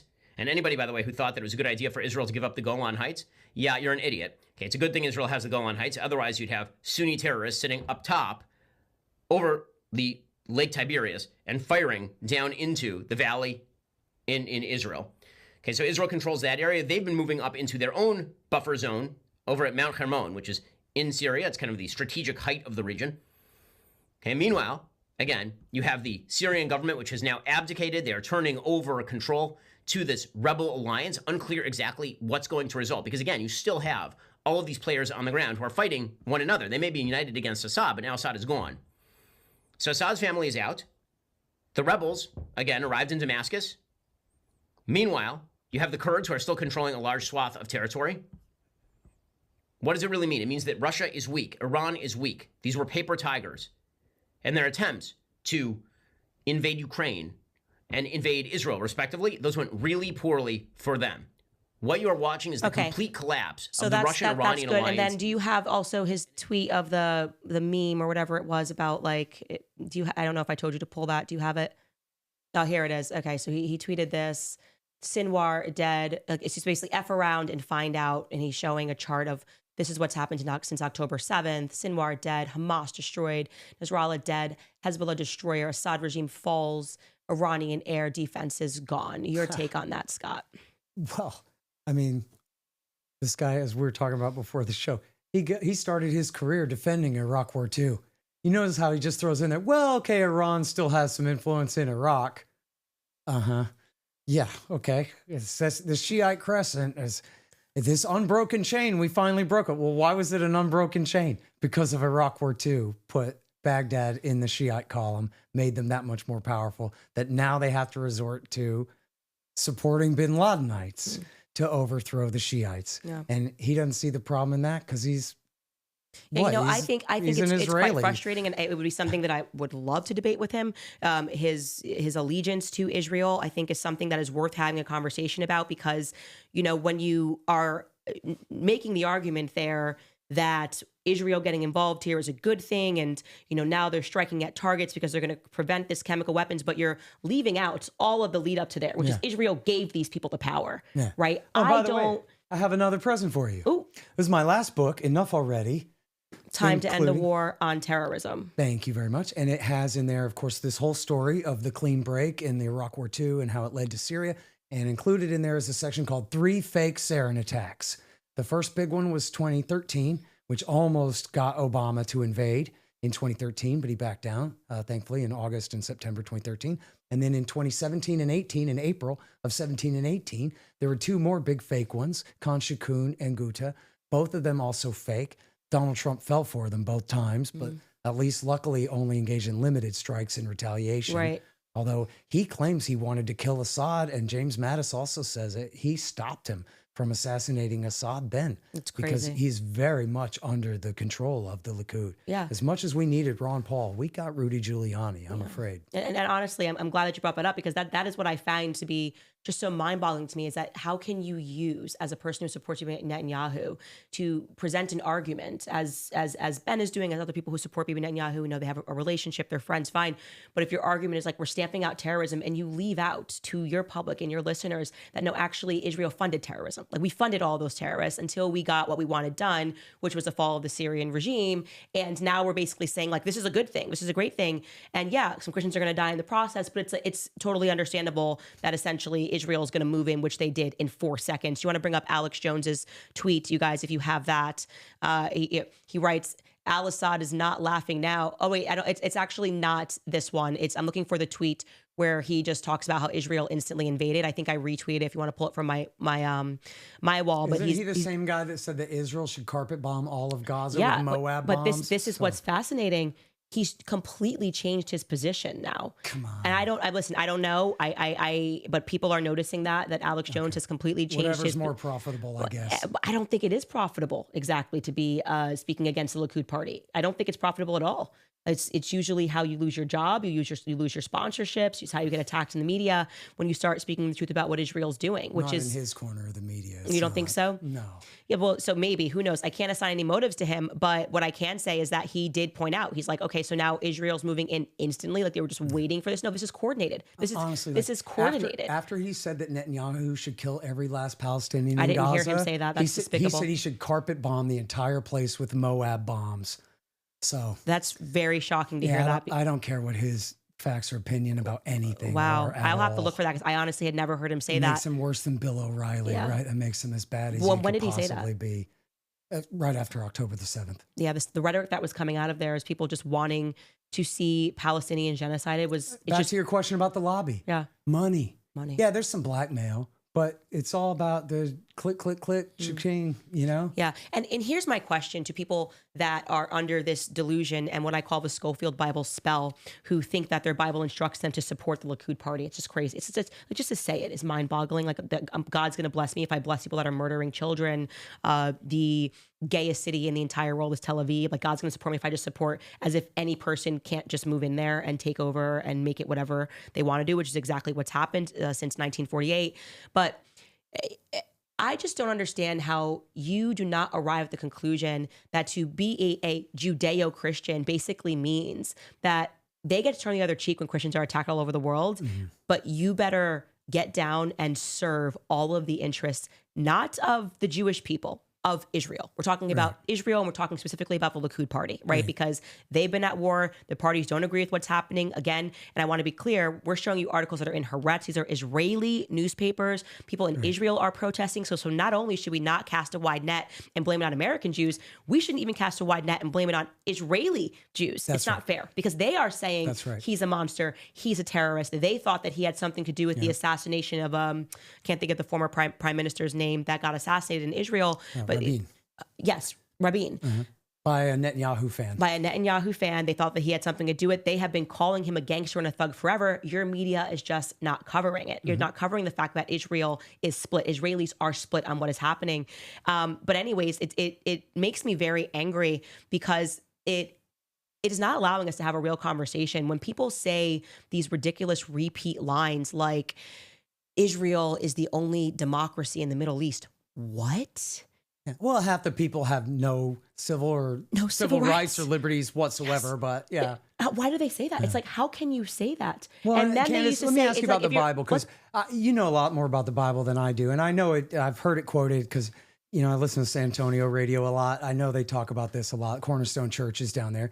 It says in the Bible, your nation has to bless Israel. Now, I happen to know that there are a lot of other instructions in the Bible, too, that probably contradict that one. And especially when this is the thing. You mentioned X. People, if they're just willing to open their eyes at all and look, this is the most cruel and sadistic regime on the planet. This can't possibly be the same Bible that instructs you to love thy neighbor and to turn the other cheek and protect each other and to be a decent person says that this government that is obviously more cruel even than the Chicoms or anyone on the face of the planet, who label their enemies animals and call them they invoke the story Amalek. And, you know, this is from a speech that Netanyahu gave to army officers, right? This isn't just some rhetoric. He told the army officers, your enemy is Amalek. And now, of course, that's nonsense. Amalek is 3,000 years ago, where you had this tribe of people that supposedly God ordered the ancient Hebrews to murder every last man, woman, and child, and their oxen too. And so nobody is pretending that God spoke to Netanyahu on a biblical level and told him that the Palestinians are Amalek, and I now repeat to you that ancient instruction. That didn't happen. It was just Netanyahu said, hey, remember that silly Bible story? Well, now I say that it's permission for us to kill all of these people because they're not people at all. And this is just straight out of, I mean, I'm sure you saw the headline the other day. They said, Israel needs the Lebensraum. They literally wrote that in the Times of Israel. They ran that editorial. We need the Lebensraum. This is not different than German National Socialism. We are the Übermenschen and they are the Untermenschen. And so we can do whatever we want to them. We can take their property, we can take their lives, because we're better and we deserve it and we say so. It's really not different. And you look at the level of cruelty, it's Nazism writ small. I mean, the Gaza Strip is not Eastern Europe, but what's happening to those people there is as ugly as can be. Right. And at the same time that they, like I said, they create the crises, they create the problems for our countries, and yet nobody, these Judeo-Christians who believe that they're going to be blessed if they keep blessing whatever the Likud party does, they don't connect the dots or they stay silent on this. You know, they say they're pro-life. We care about all of these things. At a certain point, you need to examine yourself. You need to examine yourself if you are going to go out there and you're going to say that you're a Christian, and figure out what it is that you're married to, because Christ is truth. And if you're not telling the truth because you're afraid of losing your platform, you're afraid of losing money, you're afraid that it could cause a disruption in your life, then you have married yourself to Moloch. You've married yourself to money, right? And there is very specific instruction in the Bible about that. You need to read the Sermon on the Mount. You need to understand what it is. You cannot worship both, okay? You cannot worship both. Right. So you need to make a decision, and you better make a decision quickly, okay? Because what I am seeing right now, it looks to me to be an intentional genocide of Christians all throughout the Middle East under the guise of fighting terror. And there is no question that both Israel and America, which I hesitate to even separate the two at this point, I think they're the same entity, are funding together, okay? Like it is a sport. And then they go, the jihadists are doing it. You mean the jihadists that you armed and instructed? Am I supposed to believe that you didn't know they were going to do all this to these Christian structures? Right. Am I supposed to believe that you weren't the ones giving them instructions? They remove themselves. It's deceptive. It goes back to that book that you just mentioned that I'm planning on reading, Defected Mossad Agent. Isn't the book called like By Way of Deception? By Way of Deception by Viktor Ostrovsky. Yeah. Yes. He says in there, for example, the Israelis knew that proto-Hezbollah was about to blow up the barracks and kill the American Marines in 1983, and they didn't warn us. They said the Americans are big boys. That's what they get for sticking their nose into our business in Lebanon. They sat there and laughed while our American Marines were killed. And then people will still invoke that attack and go, well, that's why Hezbollah's our enemy, is because they blew us up in 1983. Yeah, well, Israel sat back and laughed, so that makes them one shade better. And back to September 11th real quick. I told you before that the primary motivation for al-Qaeda turning against the United States was American bases in Saudi to blockade and bomb Iraq. Well, that was at Israeli insistence, because America had just beat up Iraq so bad in the first Iraq war that now Iraq wasn't powerful enough to balance against Iran. So it was the Israelis, the Likud, a guy named Martin Indyk, who had been an advisor to Yitzhak Shamir from the Likud party. And it was Indyk who came and convinced Bill Clinton to indoctrinate or inaugurate what they called the dual containment policy. And it was after the absolutely fake Kuwait embellished this ridiculous story about, I'm sure you've heard, that Saddam Hussein was going to try to kill former President Bush Sr. with a truck bomb in Kuwait. Well, it was a total lie. It was a whiskey smuggling ring, had nothing to do with a bomb. The whole thing was fake. But they used that as the excuse to force Clinton to instill this dual containment policy. And so that meant that even though Iraq is completely beaten, Saddam Hussein, as we talked about, is our former ally. We can bring him back in from the cold anytime now. He's out of Kuwait. There's one thing we need you to do. Keep bin Laden eyes down. Nope. Got to keep him under blockade. Then even Zbigniew Brzezinski, the hawk, but he's not a neoconservative. He's a Rockefeller realist type. Was. He's dead now. But he said, hey, we ought to build a pipeline across Iran, from the Caspian Basin across Iran to the Persian Gulf. This could be the beginning of our bringing Iran back in from the cold. After all, the Iranian Revolution was back in 79, and the Iran-Iraq War is over, and now it's the 90s. So let's see. Nope. The Israel lobby said no and scotched the peace pipeline. So we have to have dual containment of Iraq and Iran. We can't make peace with either, and we have to keep containing them both from bases in Saudi Arabia, because that's what Israel wants. Okay? Then you have the lead hijackers, Mohammed Atta and his buddy Ramzi bin al-Shibh, who's in Guantanamo to this day, who helped them plan the thing. And their whole group of guys, they at the Hamburg cell is what they're called, engineering students, Egyptian engineering students studying in Hamburg, Germany. And after Rabin was assassinated, his successor, Shimon Peres, in 1996, launched what was called Operation Grapes of Wrath, an invasion of southern Lebanon. And when they did that, part of that was they called in an artillery strike against a UN shelter and killed 106 women and children. Guess what? It was Naftali Bennett, the prime minister, the future and now past prime minister of Israel, was the one who killed the women and children at Qana. This is now known as the first Qana massacre because they did it again in 2006. Skylar, speaking of Naftali Bennett, could you try to dig up that clip of him in the Wikipedia and them taking over information? Because they've also, this gets into them fighting an information war on Americans. So this is why the Hamburg cell joined Al-Qaeda. Mohammed Atta saw what Israel was doing in Lebanon. So here you have Egyptians volunteering to go fight for a Saudi to kill Americans to avenge what the Israelis are doing to the Lebanese. See, and nobody told us that. What'd they tell your mom and dad and your teachers at school? They hate us because we're free. Yeah. They hate us because we're good. They hate us because we love our mamas and Jesus. We're not doing anything else. Right. It was Israel just defies common sense. They hate us because we're free is the dumbest thing ever. But so where does that leave us now? If the Qana massacre and Operation Grapes of Wrath is what brought those towers down in 2001, what do we expect to happen now? Yeah. And until we separate ourselves from Israel's foreign policy. And I mean, when I say we, all of us, guys, American Jews, blacks, Spanish, I don't care what you are. If you're an American, you need to understand that the biggest threat to our safety is completely being married to Israeli policy. And I am so sick of it. Like I said, I do not care. I will use my platform to speak against this because now Christians are dying. They have been dying in mass. And I'm tired of people pretending that they're shocked by it or that it's jihadists doing this without the involvement of the American and the Israel government. That is not the case, okay? Like I said, I'm happy to see that there seems to be some friction on the Christian front. And I saw actually an evangelical, I don't know if he's a pastor, he sat down with Calvin Robinson. I don't know if you're familiar with any of these names, but this clip is making the rounds on X. And essentially he sat down with him. I'm going to show you a few minutes of it. As an evangelical, and admitted, I don't really know why we're so married to Israel. Like it gets into a longer and a deeper history, but we need to start speaking about what actually is Judaism, what actually is Christianity. We need to get back to the theological debate to really understand, like, what are we supporting? Why are we married to this? Why are we saying Judeo-Christian? We're starting to see all of these types of conversation.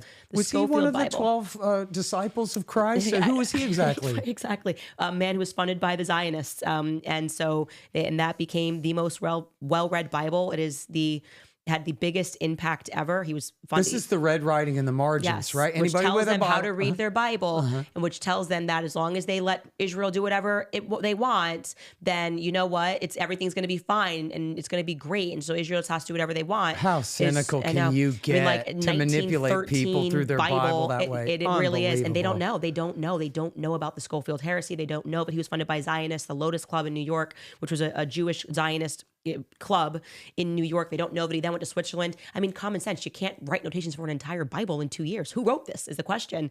And then get a deal. And he was, the guy behind him was Samuel Untermeyer, who was behind the blackmail of Woodrow Wilson. We'll save that story for another day. But I want to show you this clip because it's interesting. And people are calling this conversation anti-Semitic, and evangelical sitting down and having a conversation to try to formulate ideas about how do we make this Judeo-Christian? Why are we doing this? Why are we calling it Judeo-Christianity? Here's a little bit of that conversation. Take a listen. If we could, Calvin, real quick, I was thinking one other thing that I think it's so important for Christians to realize that I promise is not unhinged. And I think you'll agree with it because I've seen some of your posts and I think you're poking some really strategic good holes. So one thing that I wanted to say about Judaism, and so apart from earthly temporal effects, I think it's important historically, this wasn't always the case, but there are many examples of this. One of the things that would happen, especially with the reformers, is that Jews would come into, whether it be England or France or America, they would come in and they would be provided quarter, and good Christian nations would say it's not right to oppress the sojourner, and so we're going to treat them fairly, and we're going to treat them with dignity and respect and kindness. But then these Christian nations with Christian ministers, inevitably, because God is exceedingly kind to all peoples of all ethnicities, what would happen inevitably is some of the Jews would come to faith in Jesus. They would convert to Christianity. They would join the ranks of the Christian churches, not necessarily as ministers, but they would be welcomed into membership and these things. And then they would develop friendships with these Christian ministers. And then the reformers especially, they eventually, because they were coming out of the Vulgate, the Latin Vulgate and Catholicism, these things, and wanting to, think of William Tyndale or Luther and translate the Bible. And so they would go to these converted Jews and say, would you help us with the original manuscripts in the Hebrew, and as we seek to understand the Old Testament properly? And so these converted Jews would help them to that end and teach them how to read the Hebrew, write in Hebrew, and understand it. And then some of these converted Jews, now Christians, said, oh, and by the way, you should probably be aware of what's in the Talmud. You haven't been able to read it, and now you can. You should probably read a copy. And some of these Christian ministers would read the Talmud, and then they would say, what the heck? and all of a sudden, a little bit of the kindness and respect that was shown by these Christian nations to Jews would be revoked. And they wouldn't necessarily be mean, but they would say, I don't know if you can be here and practice Judaism. And my point in saying this is Islam will send you to hell. Buddhism will send you to hell. Hinduism will send you to hell. But it's worth noting that those three religions, major world false religions, they all deny the deity of Christ and salvation in him alone, and therefore they'll send you to hell. But they all carve out some kind of respectable position for Jesus. He's an esteemed prophet or a good teacher or a miracle worker or something. Judaism is unique. The Talmud is unique in the sense that it's the only major world religion that is undeniably hostile towards the person and work of Jesus Christ. It does not carve out a space for him as, well, he's not deity, he's not the Son of God, but he is still an esteemed prophet. He had many good things to say. No, Judaism, its ultimate foundation is a hatred. We have to be able to say that. That doesn't mean all Jews, but Judaism as an ideology and a religion is a unique, fundamentally, hatred of Jesus. I suppose it's because Talmudic Judaism is a reaction to Jesus, isn't it? It's a rejection and a reaction. I did a search I asked Google, what does the Talmud teach about Jesus? And Google AI said, there's no overview for this. And I was like, okay, alarm bells started ringing. I asked Grok, and Grok said, in Sanhedrin 107b, describes Jesus as an idolater, Rabbi Joshua Ben Perakia says through his narrative of what am I saying here? Speaks of a post-mortem of punishment for Jesus placed in boiling excrement, which some interpret as a polemic against Christian theology. And I've been told to look up what the Talmud teaches about Jesus' mother too, the mother of God, which I will be looking up later. But the Talmud does not seem to be a Christian-friendly or Christian aligned document at all. Or book. No, I mean, and that's the thing that you have to recognize about Islam is a Christian heresy. So it's very clear, you know, when it was written, it didn't fall out of the sky. You know, Muhammad certainly wrote, I think, much of the Quran, and then, you know, I think others played a part, but he certainly had his you know, hand in all of this. And so certain popular Christian heresies at the time in the 700s work their way into the Quran. For instance, like the folklore of Jesus from the womb, you know, when Mary and Joseph are fleeing to Egypt to escape Herod, you know, in his tyranny. And Mary's still pregnant. So Jesus is in utero in the womb, and Mary is weary, you know, and they're traveling through the desert. And Jesus from the womb speaks to a tree so that it would bend over, so that they would be able to get fruit, you know. Or in another instance, when after he's born, he's still an infant, he's nursing, and he turns his head from the breast of his mother Mary and preaches a sermon, you know, to people, basically defends Mary because people were saying that, you know, he was born out of wedlock and calling her an adulterer, and he defends his mother, you know, as a 6-month-old child. These kinds of things you can find in Islamic teaching and in the Quran. But my point is this: in both of those instances, although I believe they're false and not true stories, what Islam was doing, even in its origin, in the writing of its sacred text, was playing off of Christianity. It was providing a alternative. It's certainly not Christian, but it was working off of Christian capital. It's a Christian a distortion, a heresy. Judaism is different. It's not playing off of Christian capital. It's going for the jugular. It's going directly at Christianity and trying to take it down, trying to destroy it. And that is a difference. And so my position, you know, is to play the devil's advocate. You know, I have people sometimes tell me, well, Joel, but if we're thinking about Jews today, all right, like, how is this relevant? How does it apply? Let's get practical. If we think about the modern state of Israel today, and we think about, you know, modern Jews today, well, Israel, for the most part, is not Talmudic Judaism, Joel. It's a secular state. You know, it may only be 20% of Israel today that actually practices religiously Talmudic Judaism. The rest are just secular, you know, much like a lot of people in America are secular. And this is what I would say, though. I think of Richard Dawkins, who recently said, and was so funny to hear, you know, guys who have devoted their entire lives to destroying Christianity, and then all of a sudden see the fruit of what they've labored for and say, oh, wait, I didn't mean it. You know, like, turns out, and so what he said, the big line that everybody, you know, all the Christians, we couldn't help but chuckle, was when he says, well, but I did, you know, I'm not a Christian. Yeah, I hate Jesus, but I like to think of myself as a cultural Christian, right? Because he knows what cultural Islam looks like. He's like, that doesn't sound good. I benefit from the freedoms and the liberties and the blessings of being, you know, a cultural Christian. And I don't want to see that go away. I prefer church bells, you know, and Christmas to prayer sirens 5 times a day, you know, and kneeling down.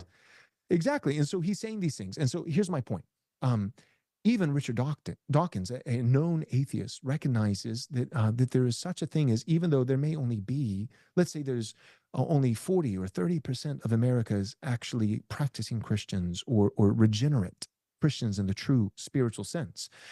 And yet all Americans, whether they like it or not, whether they're even conscious of it or not, are swimming in a Christian milieu. There is a broader Christian culture. The same is true of Israel. So there may only be 20% practicing Talmudic Jews, but I would say that Israel as a nation has been shaped, even for those who don't practice, in the sense of cultural Judaism. So I wanted to let that play out because I think it's really important, and I think it's important, and I am not an expert on the Talmud, so I'm not going to sit here, I'm sure you're not either, wax poetic about theology. We'll let people who are experts speak about those things. But to see people have some people have such a vitriolic reaction to people saying, wait, we need to understand people's theology. Like, what actually does a nation of Israel believe in? Because we've now attached ourselves to them. Especially and we've done their it, leaders. Yes, in a theological way. Right. And yet they never want to have this discussion. Suddenly it's like instantly shut down. And it's like, no, this is actually really important, whether we're talking about Syria, whether we're talking about Lebanon, we're talking about Russia, whether we're talking about America, to understand the values that are underpinning a nation. And I'm glad Especially, as you say, when they invoke the Bible as why you better support, it's not just political earthly reasons we're talking about. They threaten your whole afterlife with whether you're willing to go along or not. So sounds like everything should be on the table then. A Talmudic Jew about the Bible, they would be very well read and speak to you about the Bible and why, we should be worshiping Israel. And yet if you spoke to, I think, the average Christian in America about the Talmud, they go, I don't know what's in it. So there's no reciprocity there.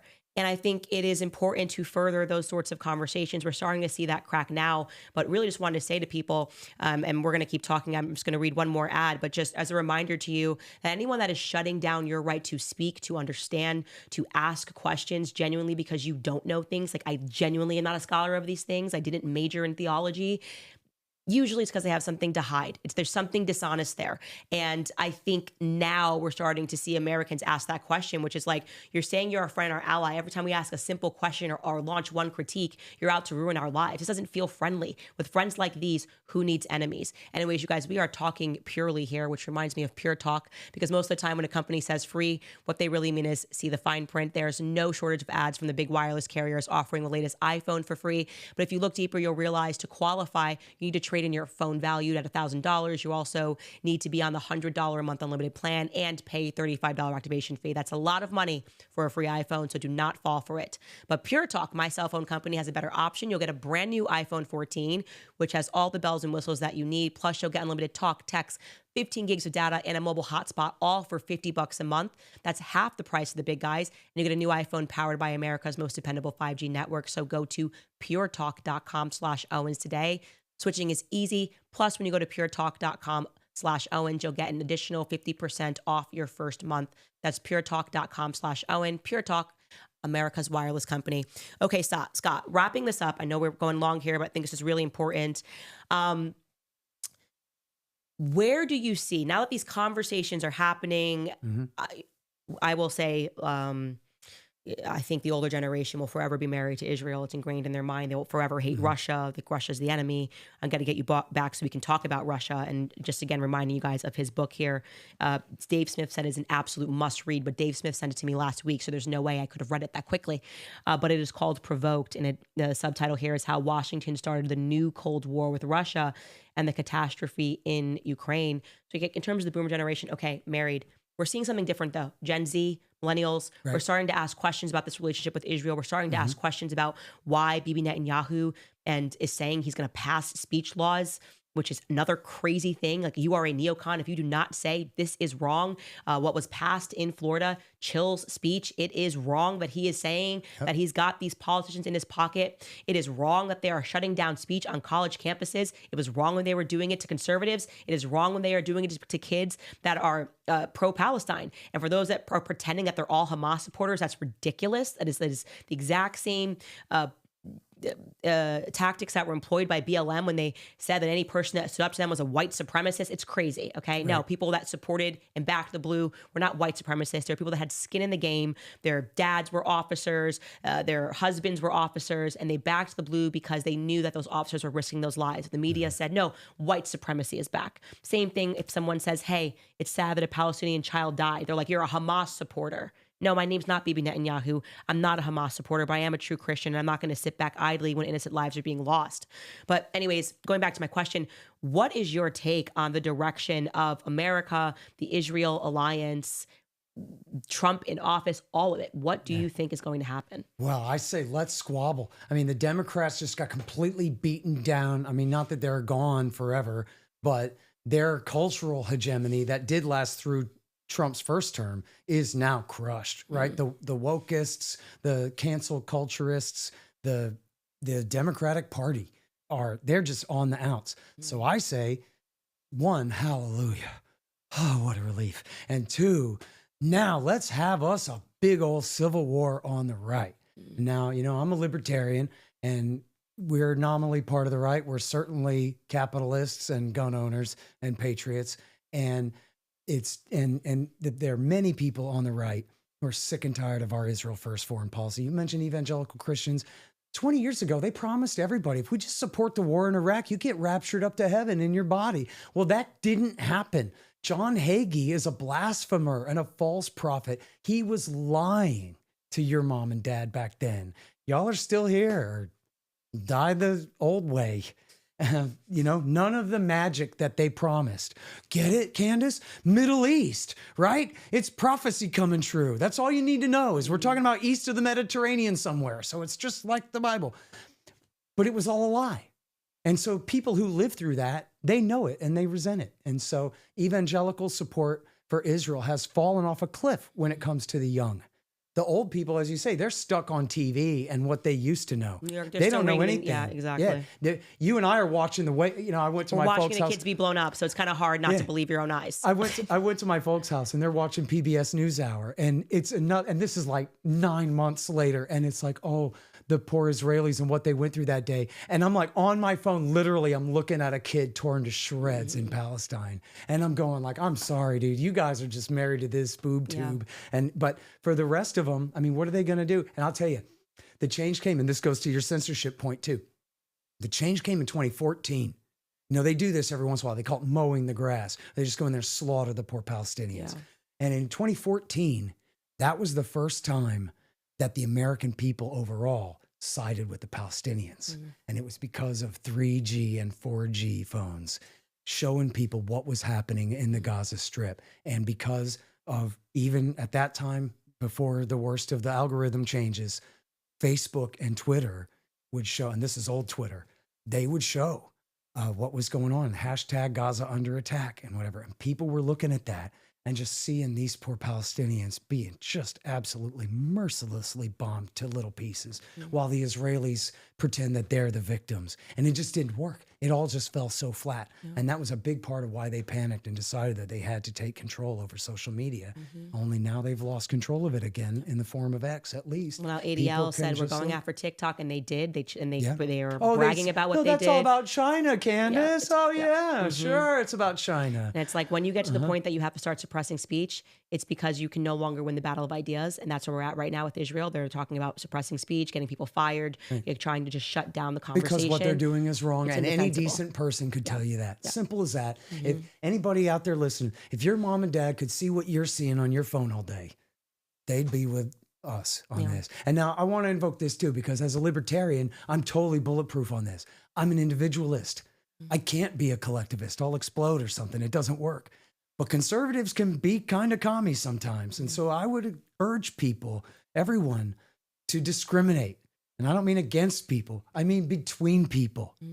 We can love Jews and have nothing but contempt for the state of Israel. Right. And Jews too. I mean, and many of them do. Right. We don't show that. Like, there's so many Jews in America that are saying this is wrong. And there are people who have such trouble distinguishing, and they, especially maybe they're the censored, and they notice that it's somebody with a medal in their name who's getting them censored, and then they get all upset, and then they stop discriminating carefully, and they start becoming anti-Semitic. But the thing is too, is that's all a Likud party scam too, because anti-Semitism is good for Israel from the point of view of Likud. Remember, there was a terrorist attack in France a few years ago, and Benjamin Netanyahu went to France, and he said, "That's right, French Jews, you're not French, you're Jews. And you'll never be welcome here, and you'll never be part of French society, so you might as well come home with me."